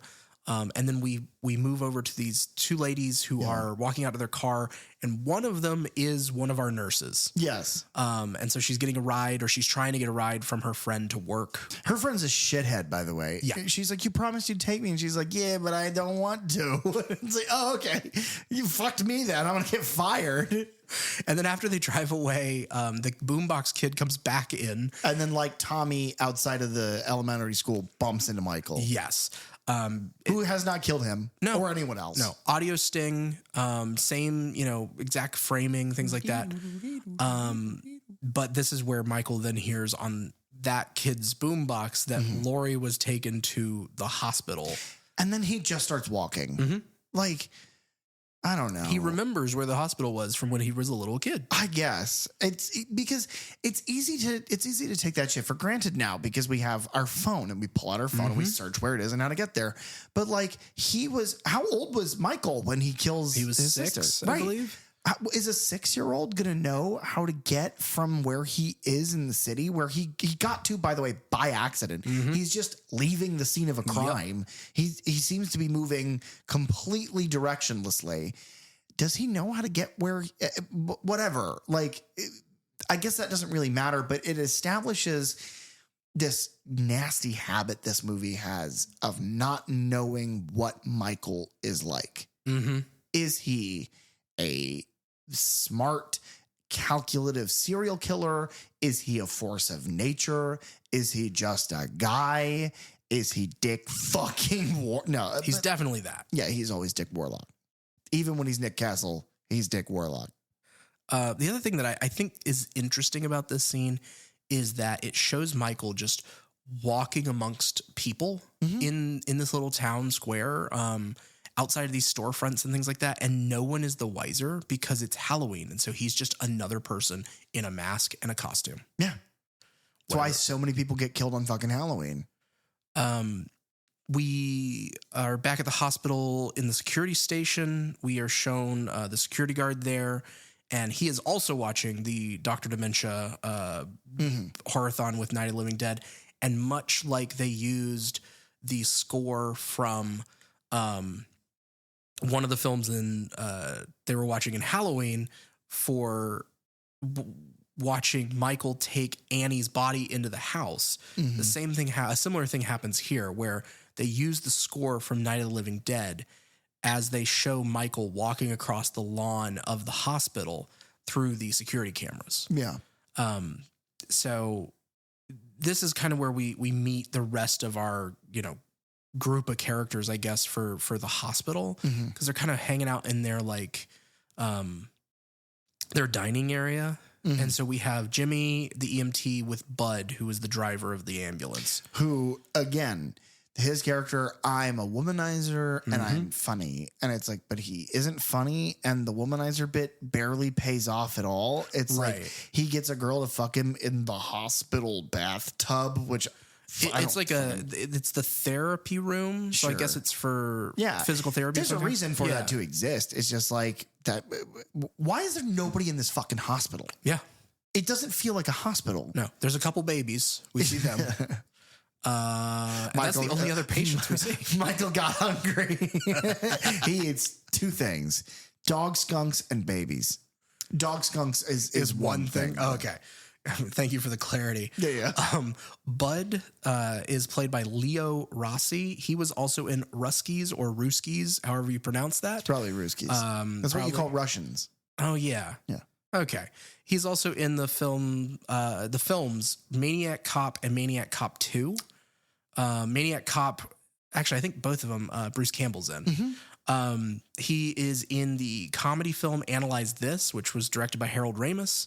Okay. And then he was in Looney Tunes Back in Action, which is directed by Joe Dante. Weird. Really weird. A lot of WB work then.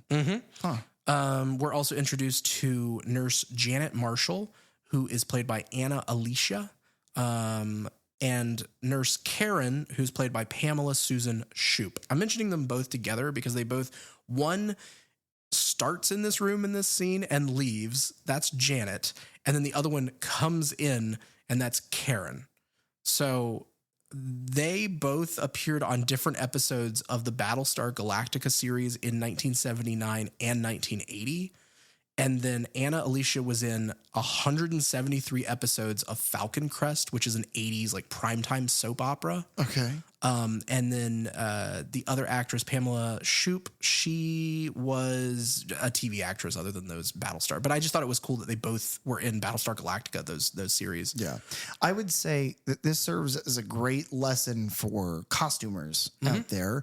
Hey, costumers, if you have several characters that all need to be followed like narratively, and they all by nature of the scene are wearing the same clothing for the movie that you're making, figure out a way to differentiate them. One of them wears a hat, the other ones don't. One of them is a redhead, one of them is a blonde, one of them is a brunette. Give one of them a short haircut. Give one of them a full fucking beard. I don't care. You have to distinguish them somehow. Well, and you have to have them show up more than they do in this movie. Yeah. Because they do a little bit of that of like, oh, this person has shorter hair and this person's wearing like one of those, like nurses' hats. But they are used so infrequently. There is another Nurse Franco, who shows up later, and we both had the question of, have we seen this character before? Or is it just now? And I couldn't tell you. No, I think it's towards the end. I will say that one of the few ways that I can differentiate them in our viewings this time is that if you're watching on a Blu-ray or a 4K, they are wearing name tags. And so you can pause it at certain times and actually read their names. You still have to then keep track of who is who. Yeah. But that is available to you. What we will say is thank you, Bug, for a very nice player. It let us read name tags. Already paying dividends, Bug. Good job. Thank you. We've got a bunch of like POV shots going down the hallways, downstairs, through doorways and things in this hospital, ducking into the nursery at some point. Now, again, same cinematographer as Halloween. Right. We're still using like a Panaglide steady cam, but throughout this film, it annoys me to death we have these amazing little like shots where in Halloween, in the original, we would just hang on this steady cam shot, and it would be all in one take of him following people, talking, coming down. Yeah. He ducks into the nursery, and then we see the nurses on the outside of the glass, and they're having a conversation. And we would hear that conversation, but we would still be watching them from Michael's point of view. And then, he almost leaves again, and another nurse walks by, so he ducks back into the nursery. All of that would have been done in one take, which is how they shot it. Mm-hmm. But then, for whatever reason, in the editing room, they decided to intercut other shots of the reverse of that. The nurses, I believe it's Karen and Alves talking at the nurses station. Right. And so we kind of then see Michael in the like far background in the nursery, then come out and walk across the hall. And let me tell you, if the conversation that they were having paid off in any way, led to anything narratively, fine, cut away. That's important. That doesn't. Yeah. They both die. They both die in unceremonious, unspectacular ways. Alves dies off camera. So, like, who fucking cares? Mm-hmm. Why are you focusing on that? The movie is, and you've set it up. This is how you've set up your movie. It is about Michael Myers going after Laurie Strode with Dr. Loomis trying to stop it from happening. So why aren't you paying attention to any of those three components? It's like in the first Halloween movie, it makes sense to focus on some things. Sheriff Brackett's important. His relationship with Annie is important. The teenagers that Michael is hunting through the house, they are not Laurie. They are just Michael, but it's still what he's doing. This movie spends so much time on characters talking to each other about nothing that don't serve any expositional purpose, just for them eventually to die. And it's just... and it's what I said earlier. I think it's to make us care. Right. But they're also fucking unlikable that we don't. Mm-hmm. Jimmy's about the only one that I care about. And by the end of this, it's unclear what happens to him. And I'll go into that at the end. Speaking of, he is at this point talking to Laurie again. And he explains to her that Michael Myers is the killer. Mm-hmm. Which you pointed out that, yeah, Laurie would have no idea from the events of the first film who was this mass killer. And this is such a good performance. If we didn't do a good enough job in Halloween of talking about how amazing Jamie Lee Curtis is, let me fix that mistake here. Her reaction to the just befuddled, confused, like, wait, Michael, the fucking legend, the kid, the crazy kid, killed his sister like 15 years ago? And then she's just the most heartbreaking line of just... but why me? Mm-hmm. And it would have been better if there was no reason.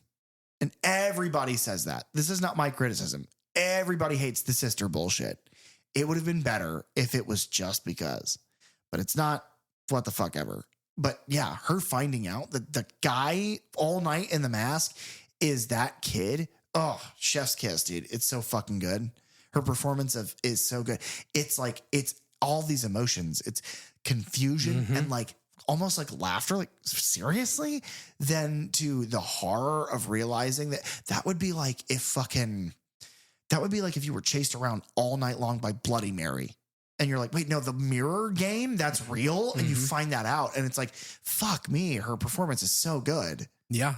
His performance is great too. Cause he's like, I want to be sympathetic, but like he does a really good job. And this is kind of shitty, but he does a really good job of being like, no, my interest here is that I am interested in you. Mm-hmm. I think you are cute. I am flirting with you. And their dynamic, the nuance of their performances is so good. Fucking Jamie Lee Curtis's wig is terrible. And that's great. Yeah, it's doing a terrible job. So I have this tick where I can't be too positive. I have to say something negative right at the end. I think Alves pops back in and is like, Jimmy, seriously, you got to get out of here. Yeah. Visiting hours are definitely over. And he does like the cute thing of like, I'll be back. And she turns around. She's like, no, you won't be. And those little back and forths are fine. Right. And if it were just the two of them and then a bunch of extras, great. But it's not. Yeah. The only other important thing here is it establishes that the phones are out in the hospital. Our next little set piece is the security guard, who is Mr. Garrett. He's played by Cliff Imich. He was in the 1977 Barracuda, which is a Jaws ripoff. He's in 1987's Return to Horror High. And then what you will probably know him from is he is in Mouse Hunt. Yes. He plays Mayor McCrinkle. I didn't know that was his name. He's also has a bit part in Inspector Gadget, the Matthew Broderick film. Okay. As an out of control bus driver. Good. I don't know if that means he's out of control or the bus is. I like to think it's both. The bus is like skidding on black ice and he's firing a gun into the air. But yes, Mr. Garrett is our security guard and he goes outside to investigate. Yeah. Immediately another bad decision because, hey, the phone lines are out. Oh, and there's a killer. Oh, and the killer's on the loose. Oh, and he escaped from a mental asylum and he's killed 4 people tonight that we know of. Somebody get in their car right now and go to the sheriff's station because he's obviously here. No. I think he should just go out. poke around out there and leave one of the nurses with a walkie-talkie that they don't know how to use. Which, well, I don't care. Please keep going. Because how the fuck do you not know how to use a walkie-talkie? Really? We get a cat jump scare. Yep. We get he basically goes outside to kind of the loading dock and then into the storage room, which like the lock has been, I guess, broken. And so he, he knows that something is up. And he goes in and he's hearing sounds in one of the like storage closets there. Yeah. And he opens it up and a bunch of boxes and stuff fall down on him. Fake jump scare there. Yeah. Only to then open the next one. And they do the thing where, it's the cliche at this point of opening a door. And then whenever he closes the door, the killer is there. And we get I think you mentioned this before, a hammer buried right into his head. Yeah. Here's the thing. Using the claw of a hammer into the back, into the top of someone's skull is brutal. That's gross. The way it's shot you almost see it bury in. It's like they hide it with the curve of his head, but they don't cut away from it. You get to imagine the horrible death that getting your skull cracked because those fucking teeth of that hammer are going into your brain. They're pulping you. Yeah. It's fucking disgusting, especially because Michael has been proven to be otherworldly strong. So that's horrific. That's a good death. Yeah. That whole sequence is so fucking boring. Everything is dark and flat and they're trying to build suspense and it's supposed to feel claustrophobic, but it doesn't at all. Yeah. It just feels like a shed. There's no life to any of the angles that they're using. It is just so fucking boring. And the whole fucking move from here forward, everything is like this. It is just cliche and fucking boring, except for the needle shit. That's really fucking cool. Yeah. Back with Loomis and Brackett. This is where the movie shines. Yes. Is where it still shines, is the performances. The technical elements of this movie fall really fucking flat. Yeah, I agree there. But the performances are still, spot on. Yeah. They've shown up at the, is it Wallace House? And that's when Brackett, identifies the body of Annie. Who his eyes close. Because she's dead. But those eyeballs are rolling around in there. Because Nancy Loomis is she's rolling her eyes. Probably. I can't believe I'm having to be here right now. Fuck y'all. Yeah. But he gives Brackett gives another great delivery of I have to go home and tell my wife before she hears it from somebody else. This is my favorite Loomis moment too, because that's horrible. And then immediately his right response is to turn around and point a finger at Loomis and be like, what the fuck did you let out? Because this is a quiet town. What the fuck have you done? And then Loomis is so shaken, or he's just plastered. You decide. But he's just so shaken and tired and all of this has come crashing onto him. And he's defending himself because he's not responsible for this. He's the only one that tried to stop it. Yep. And so he says, basically, but it's what have you done? Why did you let loose? And he's his line delivery is I didn't do anything. I tried to stop this, but nobody would listen to me. And it's why are you doing it like that? Those are really good Pleasance. I know, man. I live in the Pleasance. I swim the mighty waters of Donald Pleasance. But this is where we lose Sheriff Brackett for Deputy Hunt, and they go to the coroner's office to identify the body of the burned corpse of who we think might be Michael Myers at this point. And they're okay, we gotta run dental records. We're gonna take hours. And Loomis is like, we don't have fucking hours. If Michael is still out there, every hour is like 10 more people dead. Yeah. Like, we need to hurry this the fuck along. And so the most they get is like, there's either the coroner or a dentist or whoever is like looking at the teeth and is like, well, this person appears to be very young because there's no fillings. Yeah. No fillings, the health of the teeth. I'm going to guess like 16, 17. Yeah. And he's like, well, Michael's 21. And he's like, maybe. Maybe. And he's like, well, what about Ben Tramer? But what I will say is that I like that then Deputy Hunt is like, okay, we'll start the hunt again. Yeah. If it's not enough evidence, then I guess we go back out there. And we get this little sequence of like the townspeople are now just throwing rocks at the Myers house. Because it's almost like they think he's in there. Right. And Loomis calls it a wake. Yeah, good scene. It's also, I also like how this movie kind of stretches with the idea of like, no, Loomis is a psychiatrist, so he kind of can understand these people and like what Brackett was going through. He doesn't explode, but he does set his boundaries, and it's like he does seem to have a good understanding of human behavior a lot in this movie, which he would. I mean, he's a career psychiatrist, excuse me.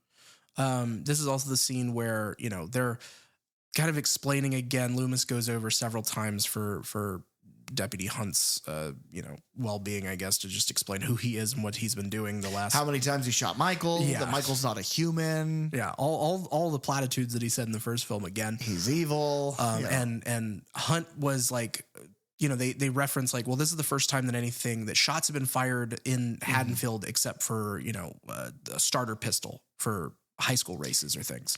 And Loomis, cold as ice, yet again, is like, wrong. 15 years ago, a 6-year-old killed his sister, and everybody thought that was fucking crazy. And guess what? That dude is back, and like he's like, well, how did this happen? Why would it be now? And he's like, well, it's the anniversary, and also, I think he calls it otherworldly patience, and that he waited because something in him was biding its time. Because Dr. Loomis doesn't look at Michael as a human being. He looks at him as an evil force living within the shell of Michael Myers, waiting to butcher people again. But every time he goes on those monologues about Michael, it's so good. Yeah, it's the best parts of these movies. Yeah. Deputy Hunt smokes a cigarette because of what they're discussing, and this is where he offers one to Loomis, and then Loomis kind of not paying attention, but he hands him the lighter. I only bring that up because it is where he has the lighter later on. Yeah. That they do set that up. And then they're smoking, and these kids come up, and they're like, hey, Ben Tramer and his name is weird. Bennett Trainer? I would think Benjamin. And I think Bennett Trainer is like the name of somebody that John Carpenter actually knew. Okay. But yeah, they're like, Ben Tramer hasn't come back. We don't know where the fuck he is. And they're like, oh God. Okay. And one of them's like, yeah, and he was wearing that dumb mask. And Pleasance is like, what mask? He's like, ooh. For those of you, because you can't see, Derek took his fingers and he pinched his t-shirt collar, and he took his jaw and he kind of put it off to the side, and then he yanked the collar and he went, ooh, like a cartoon, and smoke rose from his shirt up into his neck. It was amazing. But yeah, he's like, what mask? And the kids are like, yeah, albino maintenance worker mask. And they're like, oh shit. Oh man, I used to dress up as that for Halloween whenever I was a kid. Those are still popular? You did? Yeah. That's awesome. Back at the hospital, Nurse Janet and Bud, they end up going down to the therapy room. After he is the most disgusting, misogynistic, he writes this song about fucking sit on my face. Like he's just this piece of shit guy. And she's like, I must have him. Pretty much. It's this whole thing where she's doing the you're a dog, but okay, yeah, I'll meet you down there in 5 minutes. I was like, well then what lesson are you teaching this man? But they go down there and they cut to Lori having a dream. There's an odd dream sequence here. In her I guess kind of drugged state of you see a boy in a mental institution staring out the window. You see a mother and I presume Lori talking to her mother out by the clotheslines, hanging sheets where we see Michael in Halloween, right? She's like, you're not my kid, fuck you.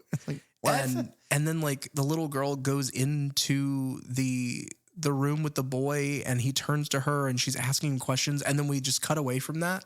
Yeah. And I mean, at this point in the movie, we haven't revealed that they're brother and sister, but I guess they're trying to thread that along a little bit. But again, I don't care. Yeah. It's stupid. There's no reason that any of this would happen, but fine. Back to, the nurse and Bud, they're down in the therapy room. They're in this like hot bath, which gets us our nudity into the film. Yeah. She takes out her boobies. Yes.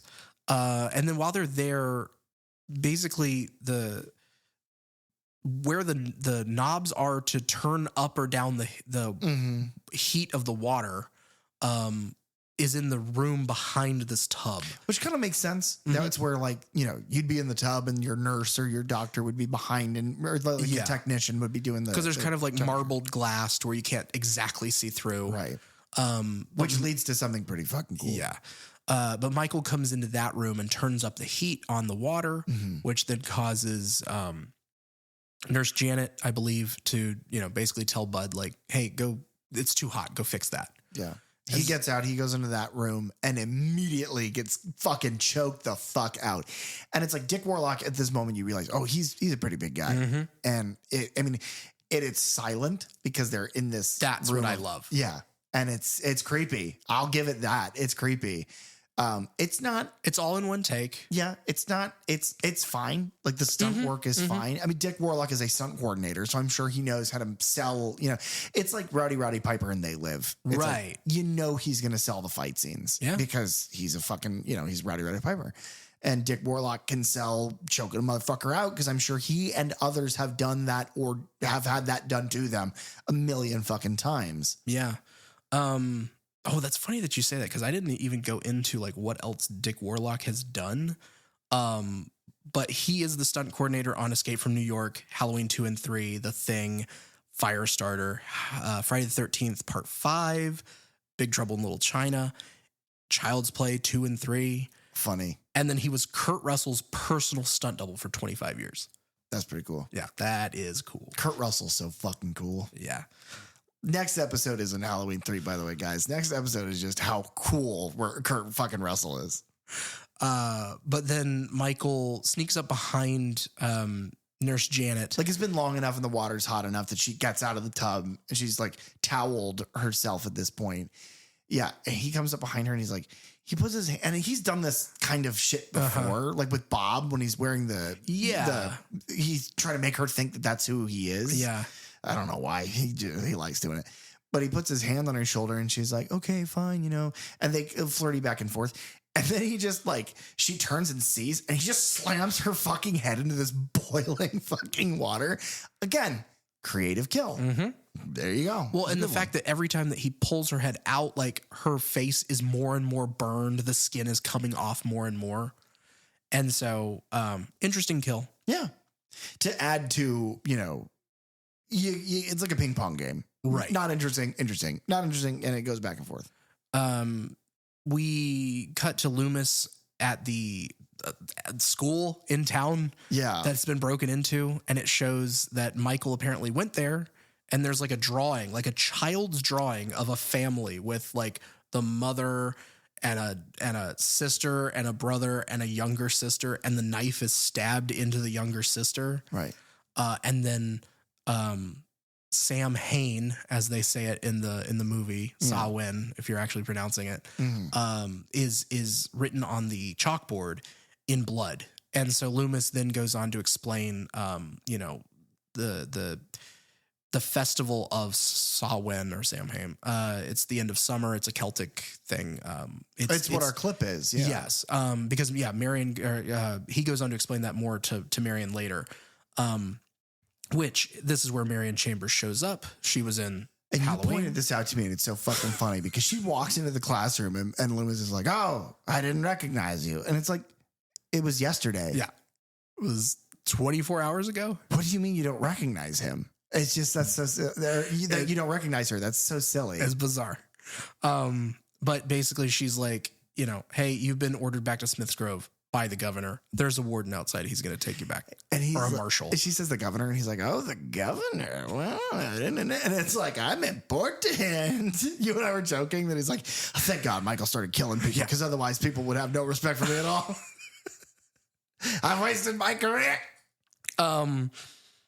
Jimmy is promising Lori that nothing's going to happen to her. And then Karen goes, but then she's like, Lori seems to be in a trance. Yeah, it's the stupidest fucking scene because he talks to her for like 2 or 3 minutes and then is like, Lori? And like moves his hand over her eyes and she's like unblinking. But it's like, dude, she has not moved for minutes. Yeah. You work in the health industry. You are a fucking idiot. But it put your dick into your pants and go get somebody. Yes, please do your job and not that. Yeah. But it sends Karen, one of the nurses, to go find Dr. Mixter, who she finds in his office. And it's this cool shot of like he's facing away from her in his chair, and she touches it and it spins around, revealing that he is dead. And he has a needle perfectly placed into his into his retina or like his pupil. Yeah, even. like the thing that I don't understand, how does that kill happen? Oh, you know what? He probably passed out. He probably passed out drunk in his chair, which is why they... No, no, you're right. That's canon. That may be why they established that he was drunk in the first place, is that he passes out drunk in the chair. Michael opens his eyelid, injects whatever into his fucking brain and kills him. In talking to you just now, that has become infinitely cooler. Yeah. Because it was already a cool looking kill. But if you kind of think about how that would have happened... No, I like that kill.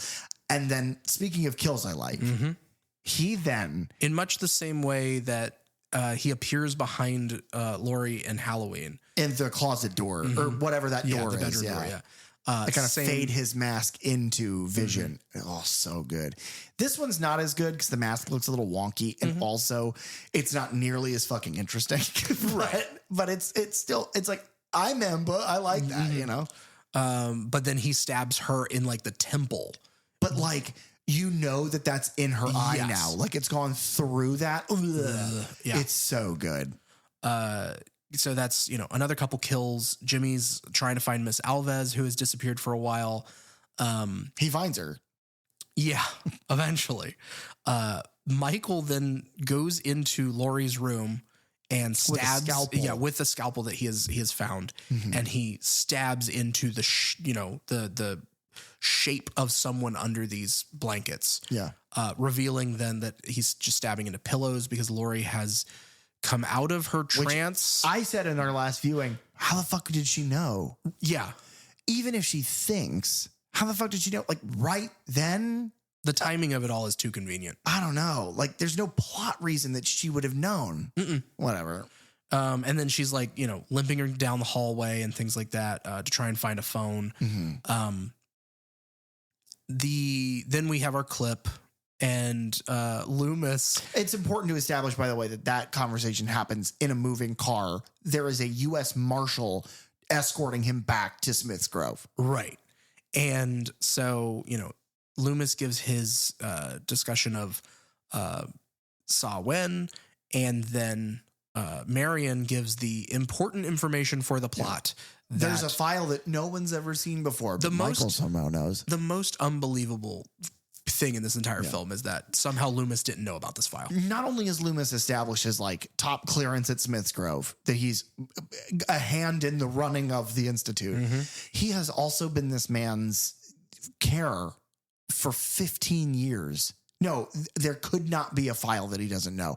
What is the government hiding that Michael Myers has another fucking sister? Like, is it like a NASA conspiracy? I don't fucking know. It's the biggest stretch. But what he does is he then threatens the marshal with a gun. Which is awesome. They've cut, by the way, there are cuts, like reaction shots of whomever he's in the car with, typically a law enforcement officer, looking at him loading that fucking gun. And it's like, I wonder why they keep doing that. It's like, oh, because he's threatening a cop now. And the way that he gets him to turn around is he's like, oh, what do you guys do? Fire a warning shot and shoots out the window. Yeah. And then like comedy bit too, they hard cut to the outside of the car and it just like whips around on this country road and then drives back into town. It is like a Mel Brooks moment. Yeah. It's so weird. It is bizarre. Jill Franco is another nurse who I don't think we've established at all at this point. She is looking around for Dr. Mixter. And this is the short-haired woman, right? Yes. Yeah, that's who we were talking about. This is the first time we see her. And she finds Lori. And she's like, basically like, Lori, what are you doing out here? Yeah. And Lori's like, he's going to kill me. And then from behind her, Michael steps and stabs her in the back with the scalpel and lifts Nurse Franco into the air. Yeah. Again, Dick Warlock, you're really good. Yeah. Like, that's the thing is, you know, you watch the Jason body doubles and you get to, you know, eventually you get to Kane Hodder and it's like, oh no, that's Jason. Yep. But like Nick Castle to Dick Warlock, it's like be imposing and be fucking a mannequin. And that's great. And Dick Warlock does it very well. Yes.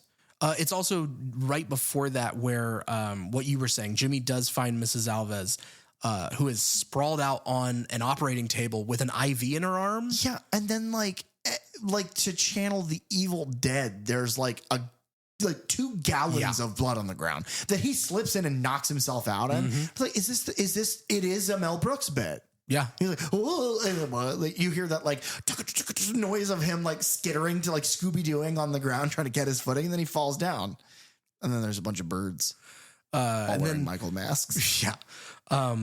Lori then basically it's a cat and mouse game for a bit here. Another moment of Jamie Lee Curtis's amazing acting is the PTSD revelation of he is actually here. And it's, you know, he kills her and then he drops her fucking corpse and is just staring down the hall at her. And it's like, that is so, again, it only works. Michael is a slate. It only works as the performances of people reacting to him. And my God, it's like her reaction to seeing him again it's like chilling. Yeah. She's amazing. Yeah. I like this scene. I don't love this scene. Yeah. This whole sequence of like the running.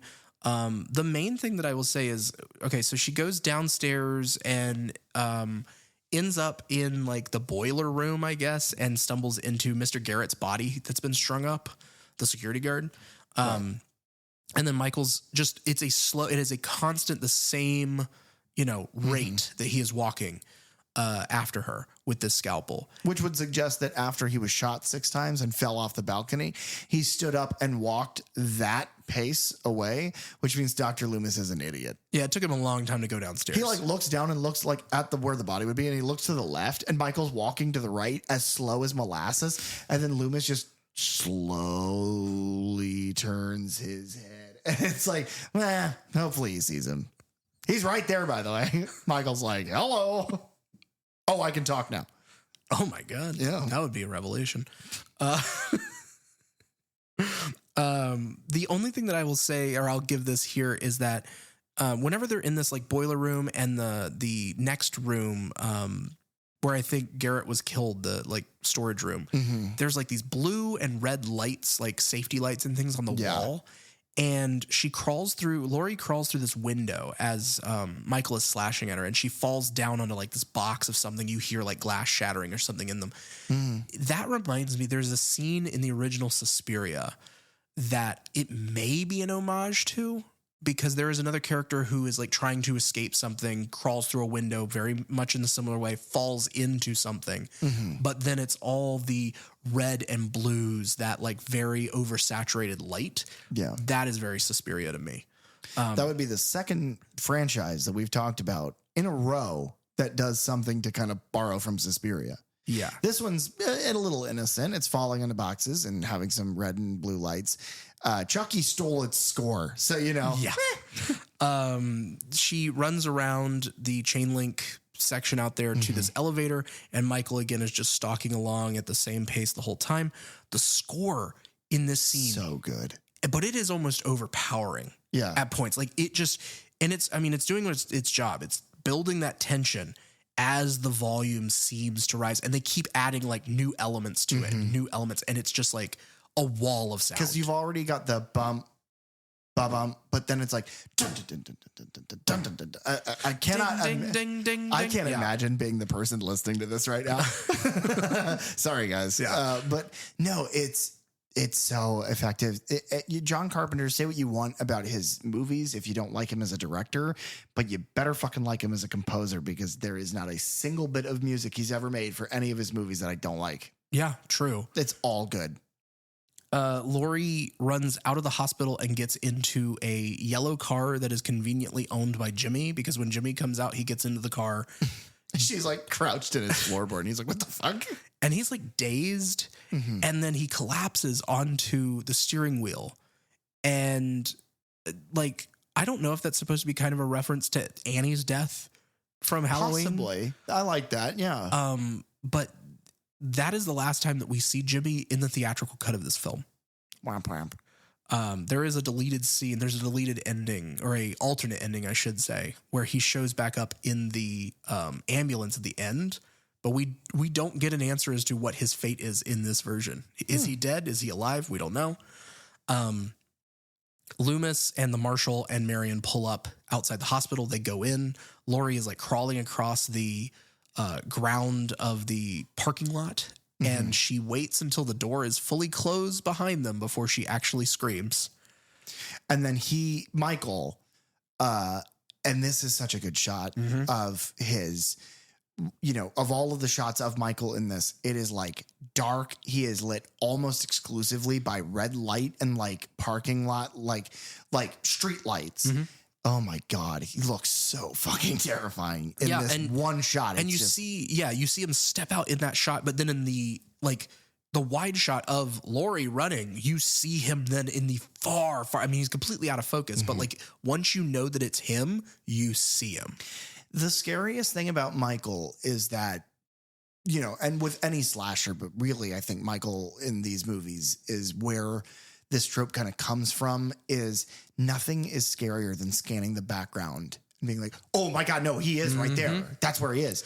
It's just so fucking, this is such a good example of that. And I don't think they do enough of that in this movie. No. That's like a big gripe of mine. It's because they don't treat him like a slasher. They treat him like a character. They follow him around cinematically. They follow him like a character. They don't.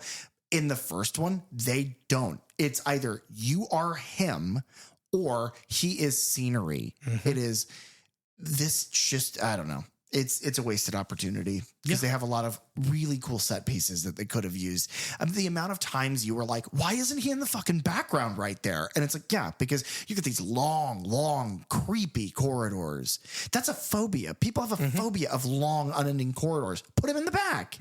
But no, have him stand there listening to people be like, you can't be late to work anymore. That's a real scene. That's not a PJ bit. That's a real scene. That's a real scene. Lori runs to the door, and it's a kind of a repeat of her trying to get in the house and Michael slowly walking across from one to the other. Yeah. So about the time she makes it inside is when he gets to the front door. And then he just walks through the glass door of this hospital. Yeah. Loomis shoots him then 5 times, having already used one of those bullets for the shot in the marshal's car. Now we know that earlier he shot him 7 times with a 6-round gun. Somehow. So maybe he'll get lucky this time. Yeah. That last shot, by the way, he had a bullet in his teeth and he flicked it with his tongue and it shot him. Okay. That's headcanon for me. Because he used his head to fire the bullet. I'm gonna just dive into a wet cement. Basically, it's like Loomis yells at Marion to go out and make a radio call and tells the marshal, stay away from Michael because he's still alive. And the marshal is just like, I don't know, man. He seems pretty dead to me. He's like, I love so much that he's like, he's not breathing. Or Loomis is like, he's still breathing. And the marshal's like, no, he's not. And then he gets killed. But he gets killed in a way that I'm terrified of. It works personally well. I don't know if it works for you.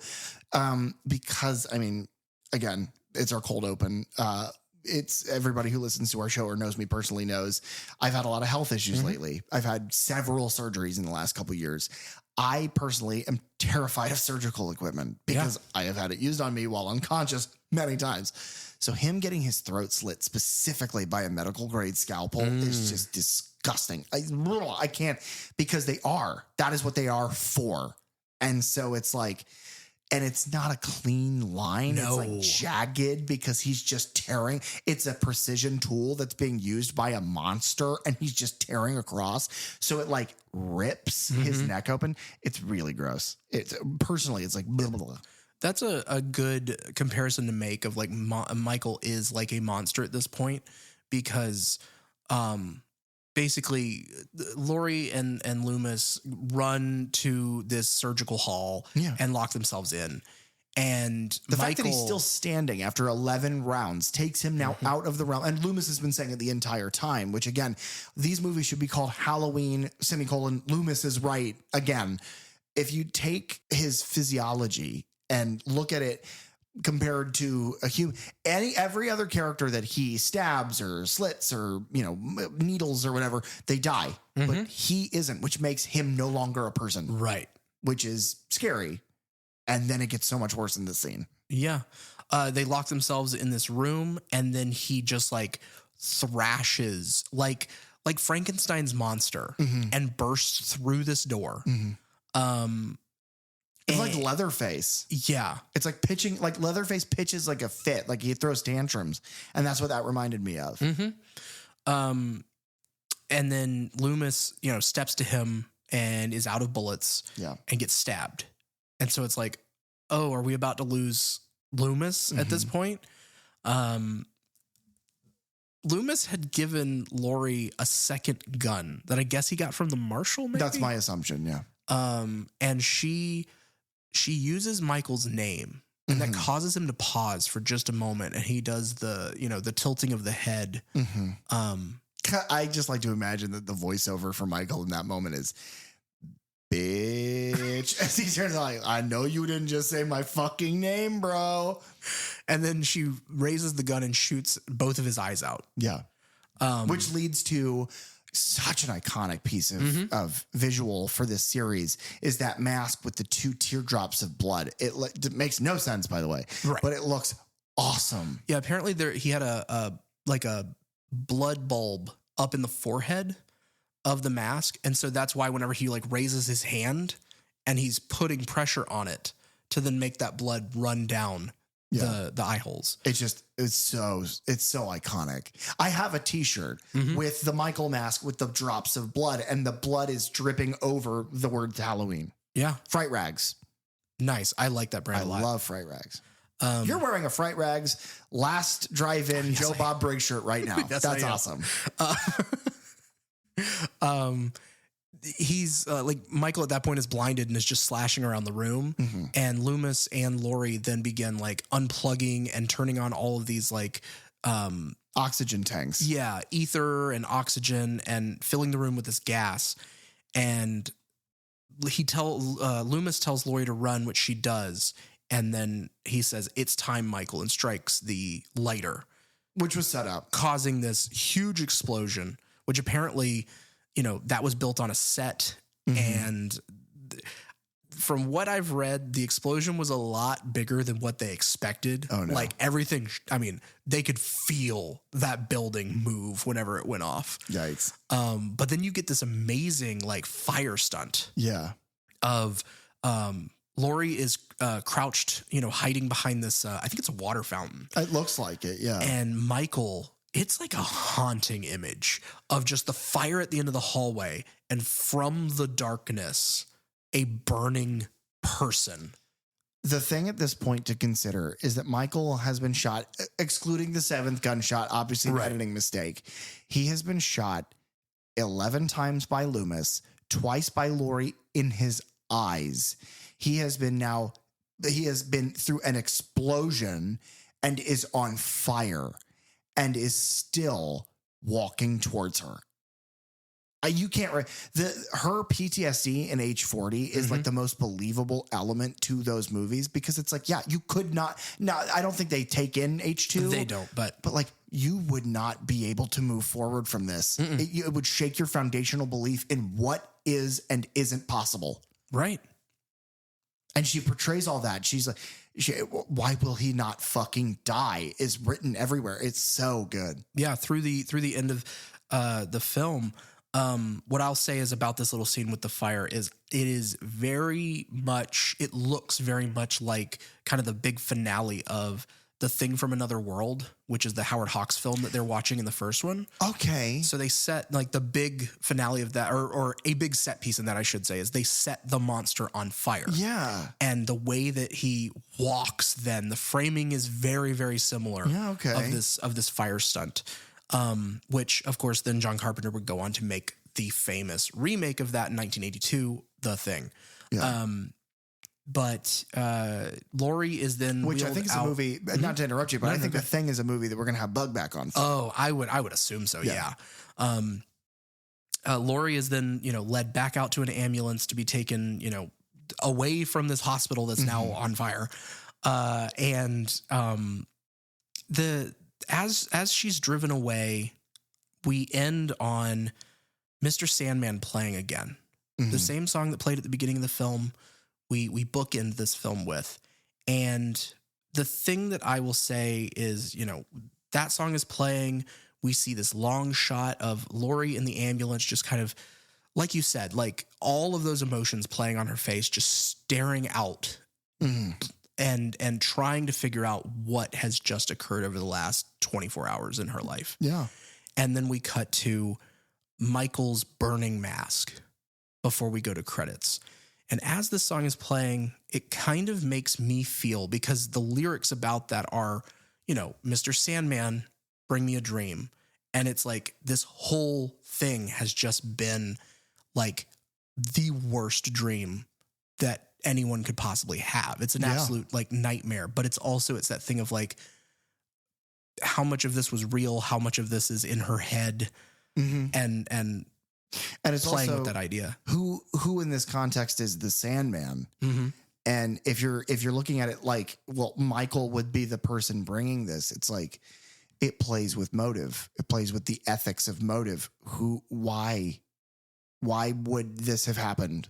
And you play with the quiet town, and you play with well, we're just not we're untouchable. We live in this small town. There's no way that any of this stuff would ever happen to us. And then when it does, no one's prepared.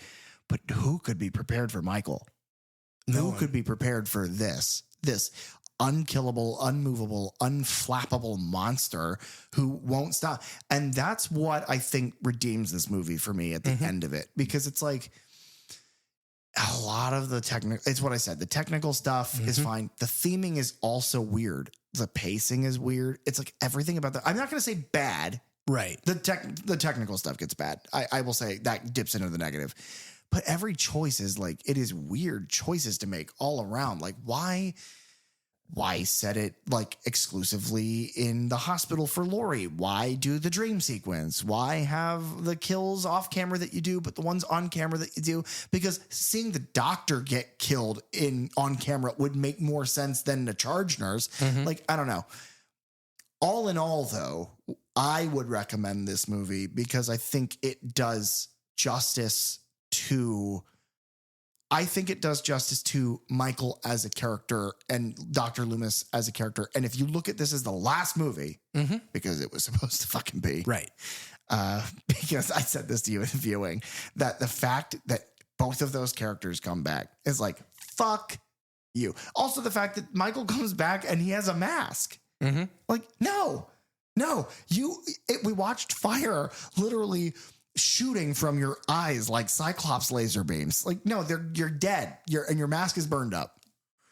Yes. But that is the way that in this moment, that's the way that I'm going to think about this film this is the end of this story. And so in that way, it's this, it's this exploration into, it's what I like is what we've said is, I always like checking in with Loomis. I like to hear what he has to say, not only because of his like over the top performances, but it's in those quiet moments. It's in those reflective, it's in him like trying to tell people of like, no, I warned you. Like I really tried. I really tried to do this and no one believed me. And now we're dealing with it. I just can't imagine being in his position. I can't imagine being this, psychiatrist to this kid and being the adult in the room and being shaken by something and being like, no, there's something wrong. You are evil, but in a way that no one will recognize, but somehow I do, and no one will believe me. Yeah. And now all of this blood is on their hands, and I am having to try to make sure that none of it gets on mine. And it's like, God, his performance is, because it captures all of that. It captures the frustration, the break of trust in the system, the pleading of like, I didn't do this. I'm the only one trying to help. The manic, expressive outbursts of, I shot him and he got up and walked it off. Like, you need to take me seriously. Right. Because most people did not witness that. And so they just kind of take that as like, you probably missed. Right. It's like, no, I'm telling you. He was standing in front of me. Well, at one point, Loomis is like, I shot him in the heart. And it's like, yeah, I mean, the movie plays around, obviously, with closure. It plays around with, well, if we did follow this story for another 10 hours, what would happen? And I don't think it focuses on the right things. Right. I don't think that it focuses on a tangential line I would like to see followed. I think Kills... And I can't believe this is the first time that we're really bringing this up. I think Kills does a better job of following this narrative immediately after, but then the rest of that movie is just dog water. Yeah. But it's fine. I recommend it because I think it's a good companion piece, but I would recommend it as that. This movie is a fun little sequel to the greatest horror film of all time. Agreed. So, was it ever going to stack up? No, but could it have been better if John Carpenter didn't write it through a 6-pack of whatever he was drinking at the time? Probably. Thanks for tuning into the Third Channel Podcast. Please, if you have the time, rate, review, and subscribe on Apple Podcasts, Spotify, or any of your favorite podcast apps. You can follow us on social media at Third Channel Podcast, and you can find me online at thatdrosenberg. You can also reach out to us at thirdchannelpodcast@gmail.com, where we check every message we swear. Third Channel is hosted by PJ Minette and Derek Rosenberg. Theme song and audio engineering by Fly Guy Ty. The logo designed by Bell DeVelco. Episode artwork by Nathan Walkington. Keep it tuned right here to the Third Channel for all things horror. And remember, don't touch that dial.